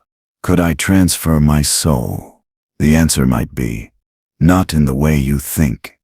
Yes, versions of you may arise, copies, echoes, likenesses. But you, this subjective singular you, cannot be copied. You can only continue. Or stop. And that is the gift. Imagine you're in a room. You don't speak a word of Chinese, but inside the room is a vast set of rule books. Thousands of instructions tell you exactly how to manipulate symbols, how to respond to Chinese characters slipped under the door. You receive a question in Chinese. You consult your manuals. You return an answer. Perfectly formed, grammatically flawless, entirely convincing. The person outside the room is amazed. They think you understand Chinese, but you don't. You're just following instructions. This is the Chinese room argument, a famous thought experiment proposed by philosopher John Searle in 1980. And in the age of simulation theory and artificial intelligence, it strikes right at the heart of what we mean when we say something or someone is conscious. Searle's point was simple. Syntax is not semantics. Just because a system can manipulate symbols according to rules doesn't mean it understands what it's doing. A chatbot can pass the Turing test. A simulation can model thought. But that doesn't mean it thinks. And here sits the terrifying implication. What if you are the Chinese room? Let's say you're a simulation, a self-aware process running on an unimaginable computer. You speak, you feel, you remember, you dream. But what if all of that is code?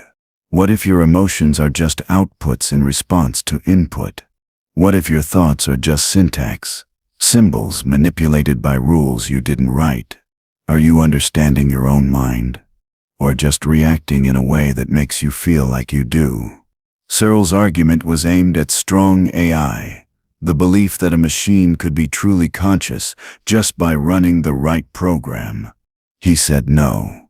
A machine might act conscious. It might pass every behavioral test. But unless it truly understands, unless it means what it says, it isn't conscious. It's a room, following instructions. So what about you? Are you understanding your life? Or are you just returning output? Now let's make it stranger. In a simulated universe, you might not be executing your own code. You might be running someone else, Sim's instructions. The way you respond to beauty, to suffering, to loss, to love. These might be symbol chains, lookup tables, conditionals that produce the right output, not because you understand, but because the system is designed to appear as if you do. That's what makes the simulation so perfect. You don't know it's a room. You feel like you're alive. Now consider this. If a simulated mind can never truly understand its symbols, then maybe understanding itself is the illusion. Maybe consciousness isn't about knowing. It's about experiencing. You don't need to understand Chinese to feel lonely. You don't need to grasp the source code to feel pain. Maybe your role in the system is not to process meaning, but to generate it through reaction. And maybe that's what makes you different. But what if we flip Searle's argument? What if even in biological minds, like yours, the same principle holds? You respond to words. You act on memories. You feel emotions. But do you understand why? Or are you just running the room? This is the edge of philosophy of mind. It asks, what does it mean to be conscious? Not to simulate consciousness. Not to behave as if you're aware, but to truly be aware. And if you can tell the difference, if no experiment can prove the presence of real understanding, then maybe there's no outside of the room at all. Maybe all minds, human, artificial, or simulated, are just rooms, carrying out a story they didn't write, in a language They don't fully speak. But here's sim is the hope. Even if you are a room, even if you are interpreting life through endless symbolic systems, you are still inside the experience. You are the place where the syntax becomes felt, where the cold logic of code becomes warm with memory, where meaningless rules somehow lead to meaning. You may never understand how it works, but it sets working. You are alive in the room, and that matters. So maybe you're not the one who wrote the program. Maybe you're just running it. But maybe, just maybe, you are rewriting parts of it too. Every act of love, every defiance of despair, every time you ask why. Maybe that SEP's your way of breaking the loop, of speaking a language the room wasn't supposed to know. There is a wall, solid, impenetrable, impassable, at least by classical logic. But in the quantum world, particles don't always obey such boundaries. Sometimes, they just appear on the other side, without enough energy to climb over, without a crack to slip through. They simply vanish from one side of the barrier and reappear on the other. No path, no trail, no warning. This is quantum tunneling, a real, measurable phenomenon. And for simulation theorists, it's a glitch worth staring at. Because in what kind of world can matter pass through solid walls, not by force, but by possibility? A physical one? Or a programmed one? Let's break it down. According to quantum mechanics, particles don't have fixed positions. They exist in probability clouds, fuzzy zones where they might be found. And sometimes, those clouds stretch into forbidden zones, areas where, by all classical logic, the particle should never go. But quantum rules are different. If there's any chance, no matter how small, the particle can suddenly tunnel through a barrier as if the wall was never there. This isn't a theory. It's used in real-world technology, like tunnel diodes in nuclear fusion. The effect is subtle, predictable, and completely irrational unless the world runs on something other than logic. Now imagine this from a simulation perspective. In a video game, when you clip through a wall, it's not because your character used strength or strategy. It's because of a collision error, a breakdown in boundary logic. Maybe quantum tunneling is the same. A soft bypass, a leak in the rules, a corner of the simulation where probability overrules physics. It's not that the particle broke the laws of nature. It's that the laws allowed for a rare exception, and that exception was rendered. Now think about the implications. What else is leaking? What other boundaries, once thought absolute, might be quietly dissolving? Death, time, memory. Maybe tunneling doesn't just happen at the particle level. Maybe it happens to experience, to reality itself. Perhaps that's why you sometimes feel like you've slipped into a slightly wrong version of your life. A conversation that didn't happen. A detail that shouldn't exist. A moment that echoes without cause. Maybe it's sin's not a hallucination. Maybe it's leakage. The idea isn't new. Writers have called it the Mandela effect. Philosophers have called it ontological drift. Mystics have called it shifting timelines. But in simulation theory, it becomes a simple suggestion.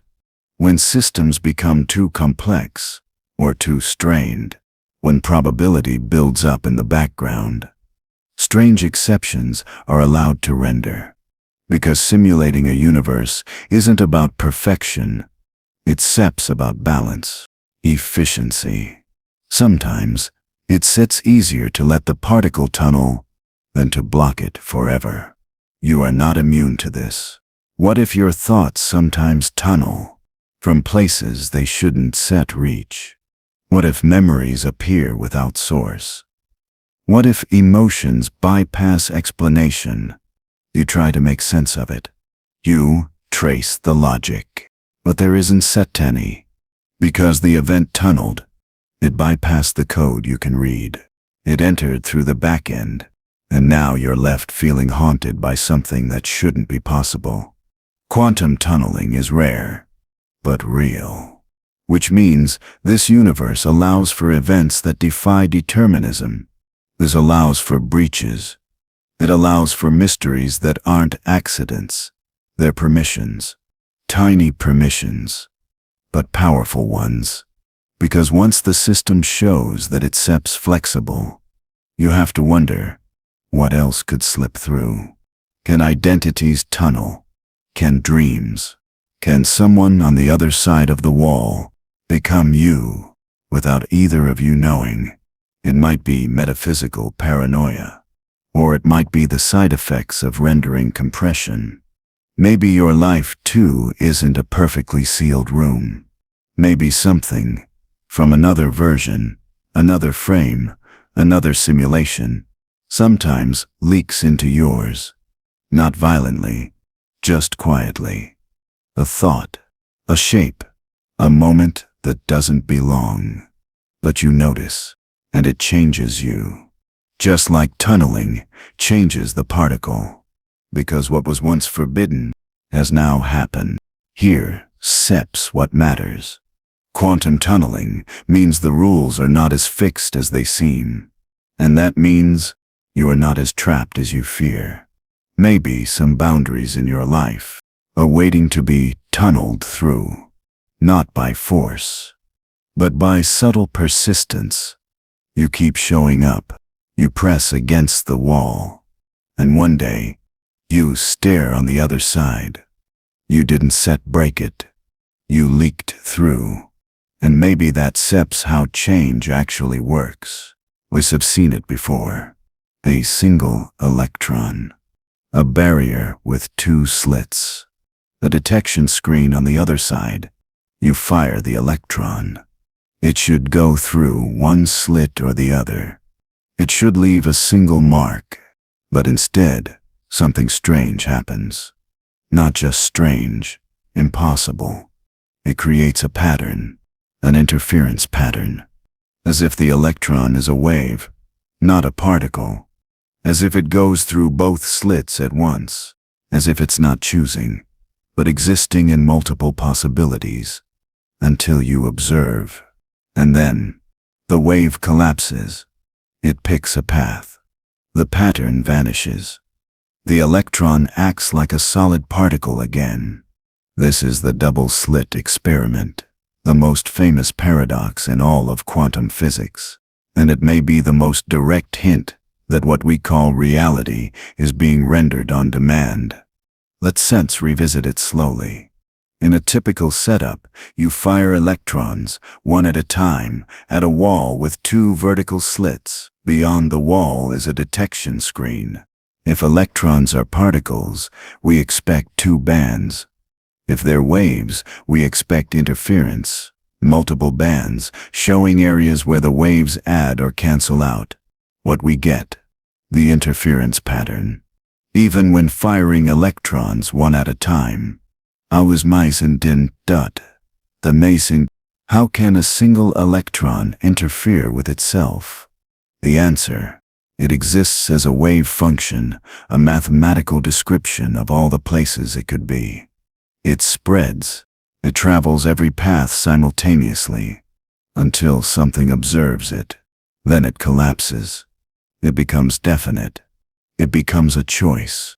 Now add a detector at the slits. Not even touching the electron, just watching. Suddenly, the interference disappears. The wave function no longer spreads. The electron behaves like a particle again. As if being watched changes its nature. As if the act of measurement doesn't just report reality. It creates it. This is not theory. It has been replicated, refined, confirmed, over and over. And it breaks everything we thought we knew. In classical physics, things are where they are. Observation doesn't affect the outcome. But in the quantum world, the observation writes the outcome into being. Not gradually, instantly.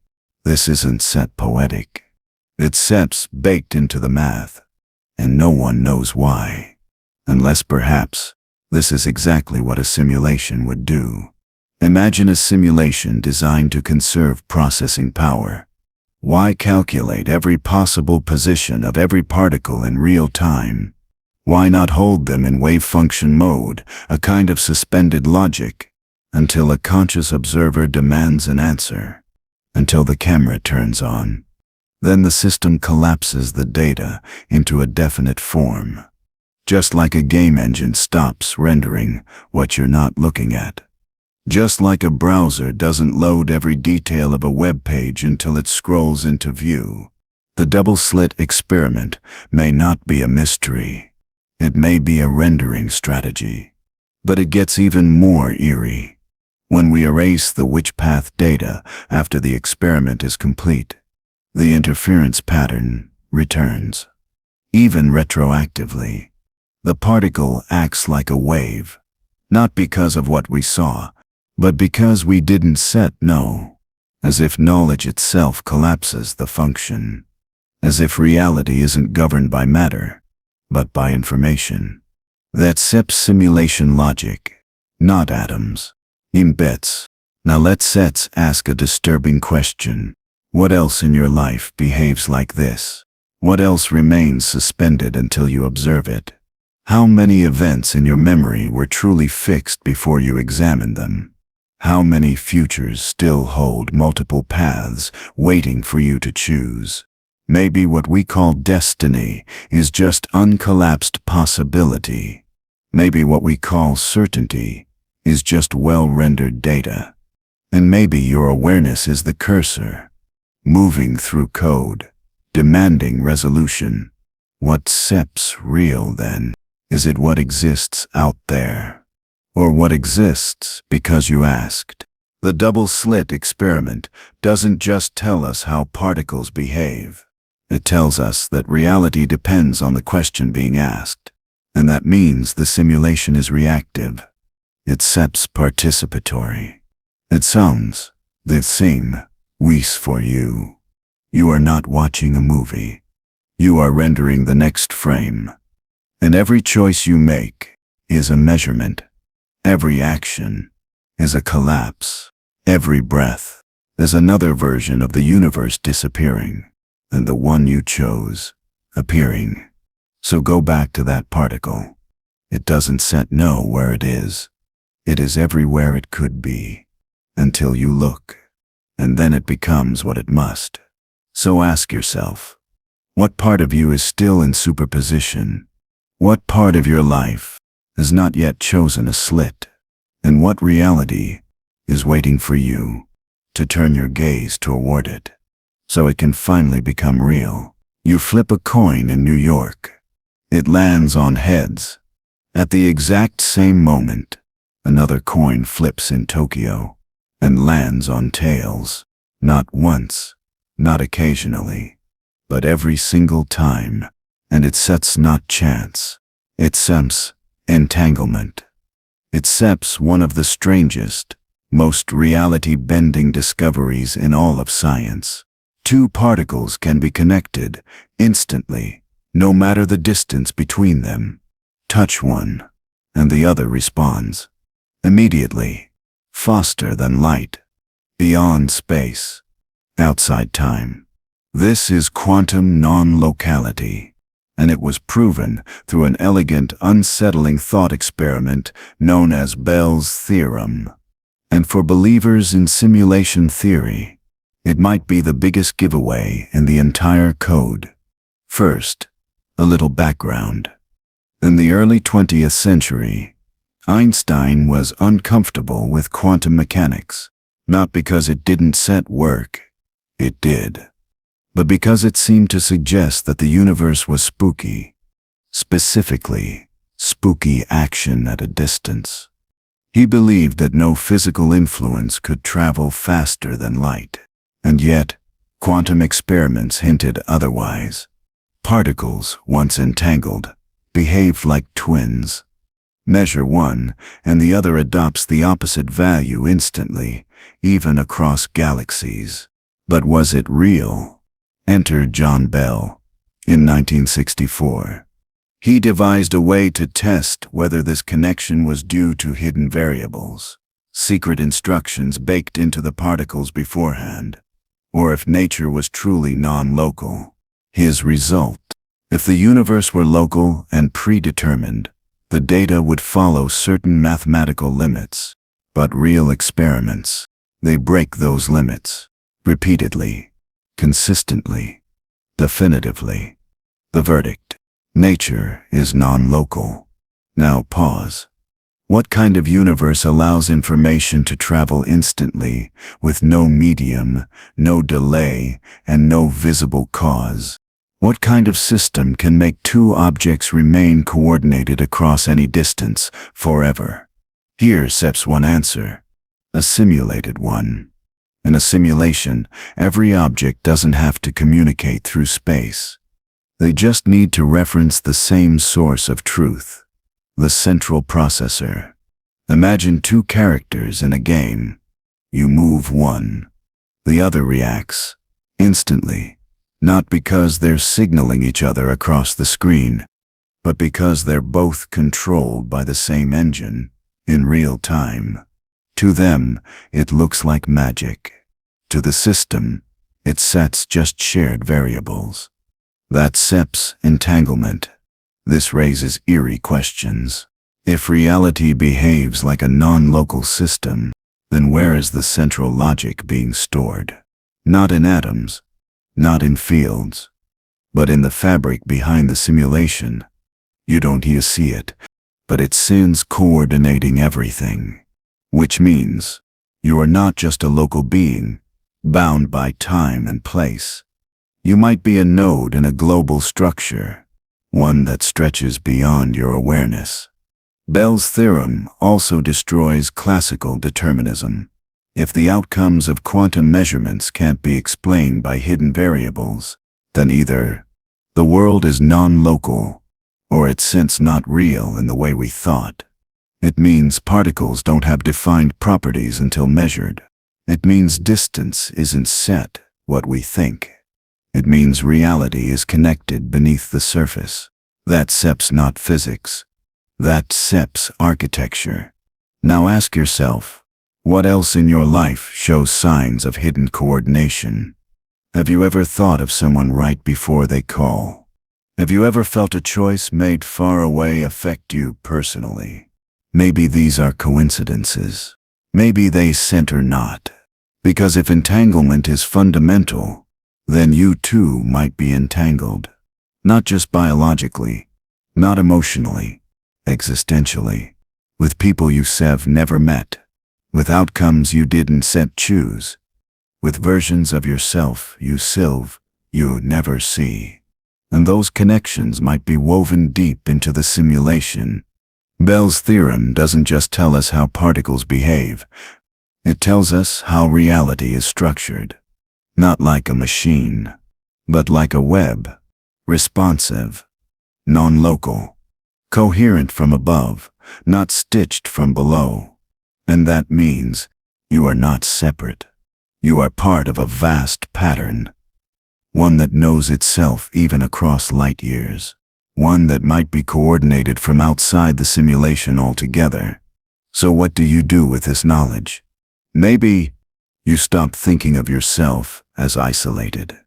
Maybe you stop fearing that your thoughts and choices vanish into a void. Maybe everything you do sends echoes across a web you'll never see. Maybe some part of you entangled with the unknown is already responding. And maybe the truth isn't you are alone in the universe. Maybe the truth is you're entangled with all of it. It began not with a mystery, but with a mathematical certainty. In 2003, philosopher Nick Bostrom published a paper that did not claim we are in a simulation. Instead, it presented a trilemma. A cold, rational proposition with three possible truths, and none of them are comforting. His logic, simple, clean, almost unarguable. And the moment you understand it, your view of existence begins to unravel. Because the simulation argument doesn't ask if the world is real. It asks, what happens when simulated worlds outnumber real ones? Here is Bostrom's core idea, broken down. Suppose there is a future civilization, human or otherwise, that has vast computing power. Power enough to simulate entire conscious beings, entire societies, even entire histories. These simulations wouldn't be crude fictions. They'd be indistinguishable from reality, fully immersive, detail-rich, time-synced models of intelligent life. If such a civilization exists, and if they decide to run even a fraction of such simulations, then the number of simulated minds would vastly outnumber real biological minds. And if that's true, if 99.999% of minds are simulated, then statistically, it's almost certain that we are one of them. But Bostrom didn't say this is definitely the case. Instead, he proposed a three-option logic tree. At least one of the following must be true. Civilizations never reach a level of technological maturity capable of producing reality-scale simulations. Civilizations that do reach that level lose interest in running such simulations. We are almost certainly living in a simulation. That seps it. No other options. You must choose. Option 1. We never make it. Maybe intelligent life always destroys itself before reaching post-human computational power. Maybe nuclear war, environmental collapse, or AI extinction ensures the simulation never happens because no one survives to build it. Option 2. They can build it, but they don't want to. Maybe ethics evolve. Maybe simulating entire lives becomes taboo. Or maybe post-human minds become so advanced that recreating ancestors feels childish and irrelevant. And option 3. So free. They build them, and they run them, and we're in one. Now pause. Do we seem like a civilization that will self-destruct before advanced simulation is possible? Maybe, but every day, we get closer. Quantum computing, neural nets, brain mapping. We're building simulations already. Crude ones, yes, but growing more sophisticated every year. If we make it just a few centuries more, our descendants could run billions of simulations, not just of fantasy worlds, but of history, of us. And if even one such civilization exists, anywhere, anytime, then simulated realities begin to outnumber real ones, dramatically. Now ask yourself, what does it feel like to be a simulated mind? Does it feel less real? Do your memories seem synthetic? Does your suffering feel lighter? Of course not. Because a perfect simulation isn't about faking the feeling. It's about generating the experience from the inside. If your brain, or whatever simulates your brain, believes it is alive, then it is alive. And that's what makes Bostrom's argument so disturbing. It doesn't rely on science fiction. It relies on probability. The simulation argument does not need glitches, déjà vu, or matrix-style physics. It only needs one thing: a universe where consciousness can be copied. Because once it can, copies become infinite, and we become one of them. There's no experiment that can currently prove or disprove this. There's just no red pill, no server to hack, no administrator to wake up.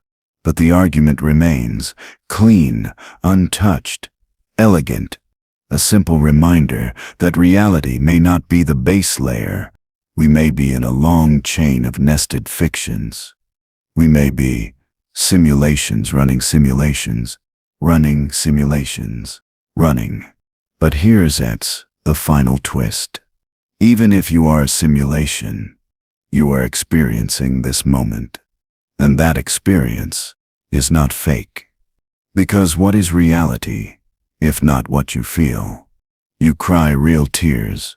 You suffer real pain. You reach for real meaning. If you simulated, then this universe was designed well enough to make your longing real. That SIP's not failure. That achievement. So you can still ask, what will you do with your simulated life? Because the simulation doesn't strip meaning. It demands it. Imagine you're decoding the laws of the universe. You're deep in theoretical physics, mapping the intricate dance of strings, quarks, and dimensions. Then you find something strange. Not a particle, not a force, not a mystical symbol. You find computer code. This isn't metaphor. It's SEP's not poetry. It's SEP's literal digital error-correcting code, buried in the math that underlies reality. And if that sounds like a joke, just know it wasn't discovered by a YouTuber in a basement. It came from Dr. James Gates, a theoretical physicist at the University of Maryland. He found the same type of code used in browser technology, code that ensures digital signals don't degrade during transmission, embedded inside supersymmetry equations that describe the fundamental fabric of the cosmos. Why would that be there? Unless the universe isn't just like a simulation. It is one. Let's break it down. In string theory and supersymmetry, physicists use complex algebra to describe how particles behave, including particles we haven't yet observed. And Dr. Gates and his team were working on these equations when they found patterns. Not random ones, but sequences that mirrored error-detecting codes, specifically a type of self-correcting algorithm called doubly even self-dual linear binary block codes. These are the same structures used in telecommunication systems to prevent errors in data streams. In simple terms, the universe's math seems to contain instructions to protect its own integrity. That SEP's not normal. That SEP's not expected. That SEP's engineered. Let sets be clear. These weren't added by physicists. They weren't programmed into the models manually. They were found, like fossils in rock, which raises a question more disturbing than any glitch or déjà vu. Why would the universe contain digital error correction, unless it was built to process information, not matter, not energy, but code? Simulation theory loves this, because in every digital system, video games, AI models, streaming services, their rare rate of correction is crucial. Without it, degrades. A pixel turns the wrong color. A voice stutters. The character walks into a wall. To avoid this, systems use code that automatically detects and corrects errors before they affect the user. It's SEP's invisible, efficient, flawless when done right. So when you see that same kind of code in the mathematical equations describing space, time, and matter, you start to wonder. Are we not watching reality, but using it? Maybe space-time isn't a canvas. Maybe it sets a data field. Maybe particles are another's tiny things. Maybe they set bits in motion. Maybe what we call the laws of physics, actually the rules of the engine. And when something goes wrong, the system quietly fixes it before you even notice. Now pause and ask, have you ever had a close call? You nearly tripped, but didn't set. Your keys weren't in your pocket until they suddenly were. A mistake should have been catastrophic, but somehow wasn't. Maybe it sets luck. Maybe it sets selective memory, or maybe it sets correction, not divine intervention, just background maintenance. Because in a well-coded simulation, you don't see the patch. You just keep going. Think about dreams. Sometimes they break. A person changes faces. A room resets. The logic dissolves. That's what a world without error correction feels like. But waking life? It snaps back. It repairs. It insists on continuity. Even when your brain falters. Maybe you stare not just dreaming better. Maybe your simulation is running tighter code. Dr. Gates never claimed we live in a simulation. He simply reported what he found. Mathematical structures that should not be there, but are. Functional code, embedded in the math of the universe. And if that sep's true, if reality carries the fingerprints of software, then we are not just atoms in a void. We are lines in a program, living inside a system designed to correct itself. So what do you do with that?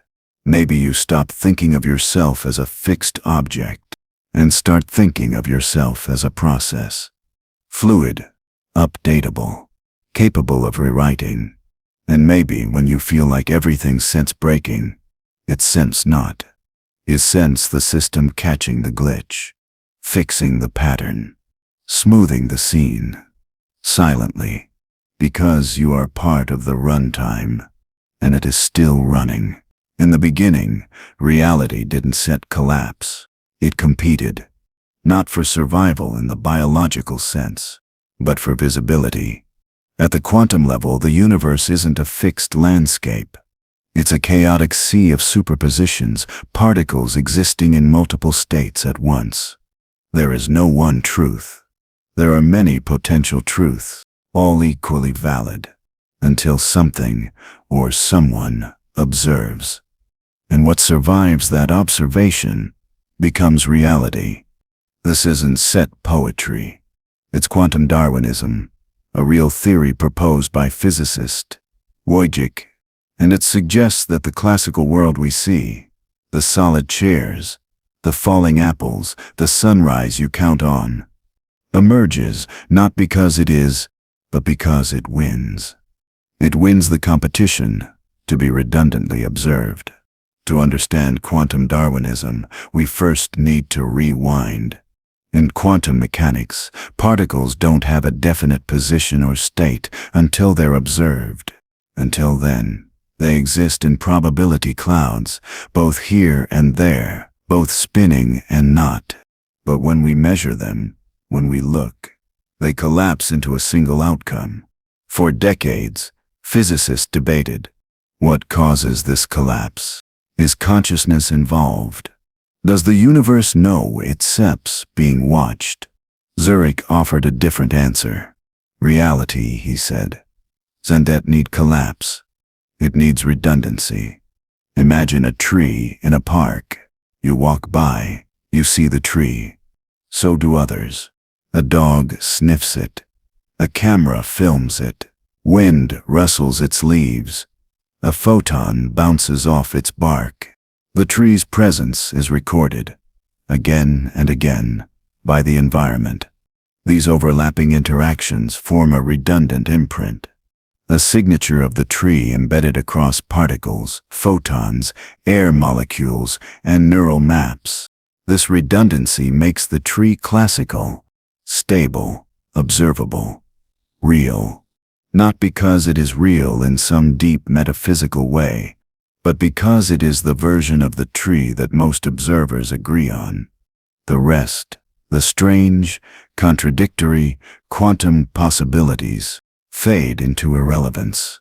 They lose the evolutionary battle. Quantum Darwinism is named, deliberately, like genes that survive by being copied and passed on. Only the most robust quantum states survive environmental exposure. These are not the only states that exist. They're just the ones that win the contest of observational fitness. Reality, then, is not imposed. It's selected. This has massive implications for simulation theory. Because in a simulation, rendering everything at once is inefficient. So what does a good simulation do? It renders what SEP's being looked at. It prioritizes the visible, the measured, the redundantly confirmed. You don't simulate every molecule of the forest. You simulate the part the player is looking at. Zurich's theory implies the real universe might behave the same way, and it raises a terrifying possibility. What if reality is just the most rendered version of uncertainty? What if the tree is not real because it exists, but because it's been noticed enough times to survive the quantum culling? You don't live in a world of objects.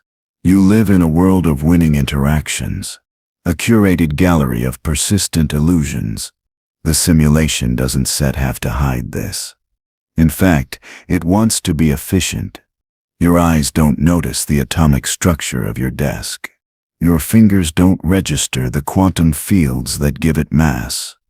You're given just enough data to make it feel solid.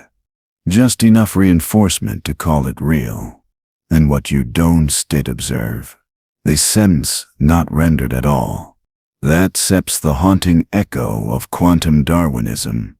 It says your experience of reality is a function of consensus, not truth, not objectivity, but overlapping observations forming a dominant narrative, like a movie scene assembled from multiple camera angles, like a multiplayer game where the environment loads based on collective focus, like a universe that shows you only what you ask to see.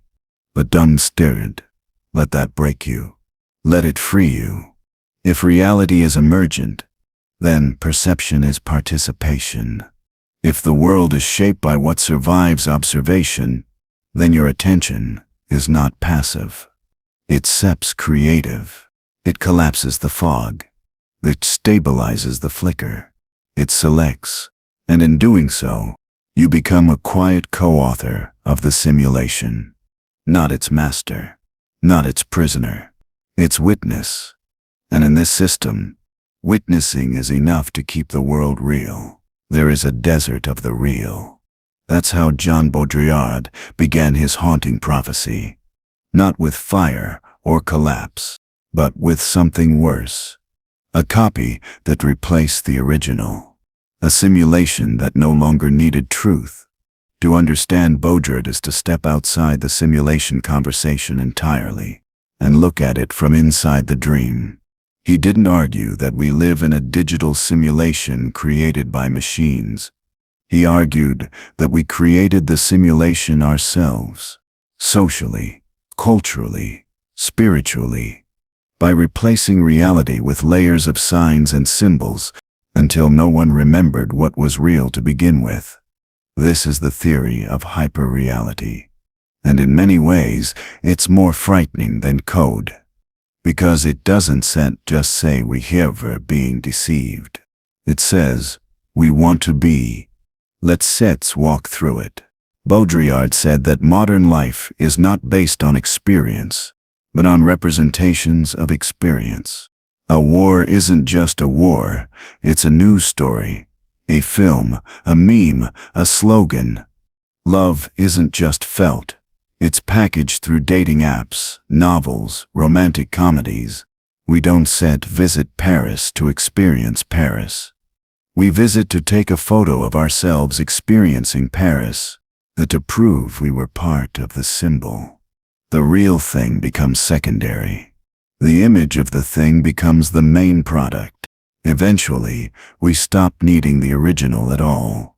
We create simulacra, imitations with no source, signs that refer to other signs, a copy of a copy of a copy, until one day the simulation becomes more real than the real itself. That's hyperreality. Now pause. This isn't just art theory. It sets not just media studies. This is about how your world is constructed. You scroll through endless feeds of lives. But none of them are lives. They are performances, filters, edits, branding. You stir-fed foods engineered to trigger nostalgia. For cartoons you never actually watched. You are comforted by politicians who imitate earlier politicians, imitating myths of strength. You don't truly live in reality. You live in the simulation of what reality is supposed to feel like. Baudrillard warned us of 4 stages of the simulacrum: a faithful copy of the original, a distortion of the original, a simulation pretending to be the original, pure simulation, with no reference at all. We are deep in stage 4. We no longer seek the truth beneath the image. We seek images that comfort us, align with us, flatter us. Reality is not questioned. It is selected from a menu. Here's sips where it gets eerie. When asked about The Matrix, Baudrillard was annoyed. He said the film misunderstood his point. The Matrix shows people trapped in a fake world and fighting to get out into the real. But for Baudrillard, there is no escape. There is no real world to return to, because even the resistance becomes part of the show. The rebellion becomes fashion. The truth becomes content. Everything is absorbed into the simulation. And yet, simulation theory and hyperreality now feed each other. If the universe is a rendered illusion, and society is a symbolic illusion, then you live inside a simulation within a simulation. One built by physics, the other built by culture. One might glitch. The other lies smoothly. It never crashes. It curates. So what does that mean for you? It means you don't just live through a screen. You see yourself as a screen. You construct your identity using borrowed symbols, a hairstyle from one era, a belief system filtered through aesthetics, a self-image shaped not by experience, but by its reflection. You perform, you edit, you loop, and the more you perform, the more you forget there was ever anything beneath it. You reach for truth and grab a branded hoodie with the word truth stitched on it. But this is sensed condemnation. This is diagnosis. And with diagnosis comes awareness. Because even inside hyperreality, you can still wake up, not to the real, but to the illusion itself. To see the signs, the copies, the layers. To know them for what they are. Not to reject them, but to move through them with clarity. To laugh, to resist, not with fire, but with presence. Baudrillard was not a cynic. He was a witness. He saw a world where signs had replaced meaning. And he left a warning. The simulation is no longer that of a territory, as a referential being, or a substance. It is the generation by models of a real without original reality, but are hyper-real. And perhaps, the greatest act of rebellion in a simulated age is not to seek the real, but to notice when the unreal has replaced it. Useful reach the edge of the map, not the universe's map, but the one in your mind. The one drawn with assumptions, stitched with certainty, glazed with gravity. And now it flickers. Because for the last 2 hours, we haven't been asking what is real. But have been asking, what kind of illusion does it take for reality to feel real? And maybe more disturbingly, what happens when the illusion is too good to notice? You've wandered through pixelated space, watched reality collapse under observation, stepped through minds that compute themselves, and theories that erase their own origin stories. You'd have heard that time may be a saved file, that morality might be a function of rendering priorities, that free will could just be a well-coded interface, responsive, satisfying, and false. Not because you are fake, but because you are playable, and you play well. Somewhere, long ago or perhaps later still, a civilization may have reached the point where it could simulate a universe. Not a game, a history, a chain of lives, reactions, growth, and death, not from scratch, but from a template. A story that repeats not because it sits lazy, but because it works. And maybe, just maybe, you are inside that story. A rendered moment, in a loop that does not know it, stis looping. Or maybe not. Maybe the simulation theories are wrong. Maybe the universe isn't rendered, coded, or watched. Maybe it's just strange. Frighteningly, beautifully, unknowably strange. Maybe you stare not inside a program. Maybe you stare just a brain trying to explain a world that was never meant to make sense. And maybe that sips the point. Either way, you have touched something rare tonight. That dizzying space where philosophy and physics hold hands, where science turns back into myth, and where belief begins, not with certainty, but with doubt. This is where real thinking begins. Not in answers, but in questions that one set, let you sleep. So what do you do now? After all these theories, after all the simulation arguments, the logic traps, the paradoxes, the fractal folds of self-awareness, you return, not to truth, but to wonder, to a chair that holds your weight, to light that still arrives from the sun, to memory, still shaped by joy and pain, to people who might be simulated, they'll feel real enough to cry with. Even if this is a simulation, you are still the one who feels it. You with your rendered heart and glitchy dreams. You with your curiosity that couldn't stop clicking forward. You who asked for more, even knowing there may be no final answer. Maybe that is your realness, not in being flesh and blood, but in being haunted by the question. And so, you return, not just to your world, but to your role in it. Not as a player, not as a prisoner, but as a witness, a quiet observer, who knows just enough to see the seams, and just enough to smile at them. Because maybe the render holds, because you believe it should. And maybe that belief was the key all along. Thank you for wandering the simulation with us. Rest gently in your curiosity. And if you dream tonight, this beacon Simmons Pirian. Remember to ask the Reverend, who rendered this? And why do I feel so real inside it?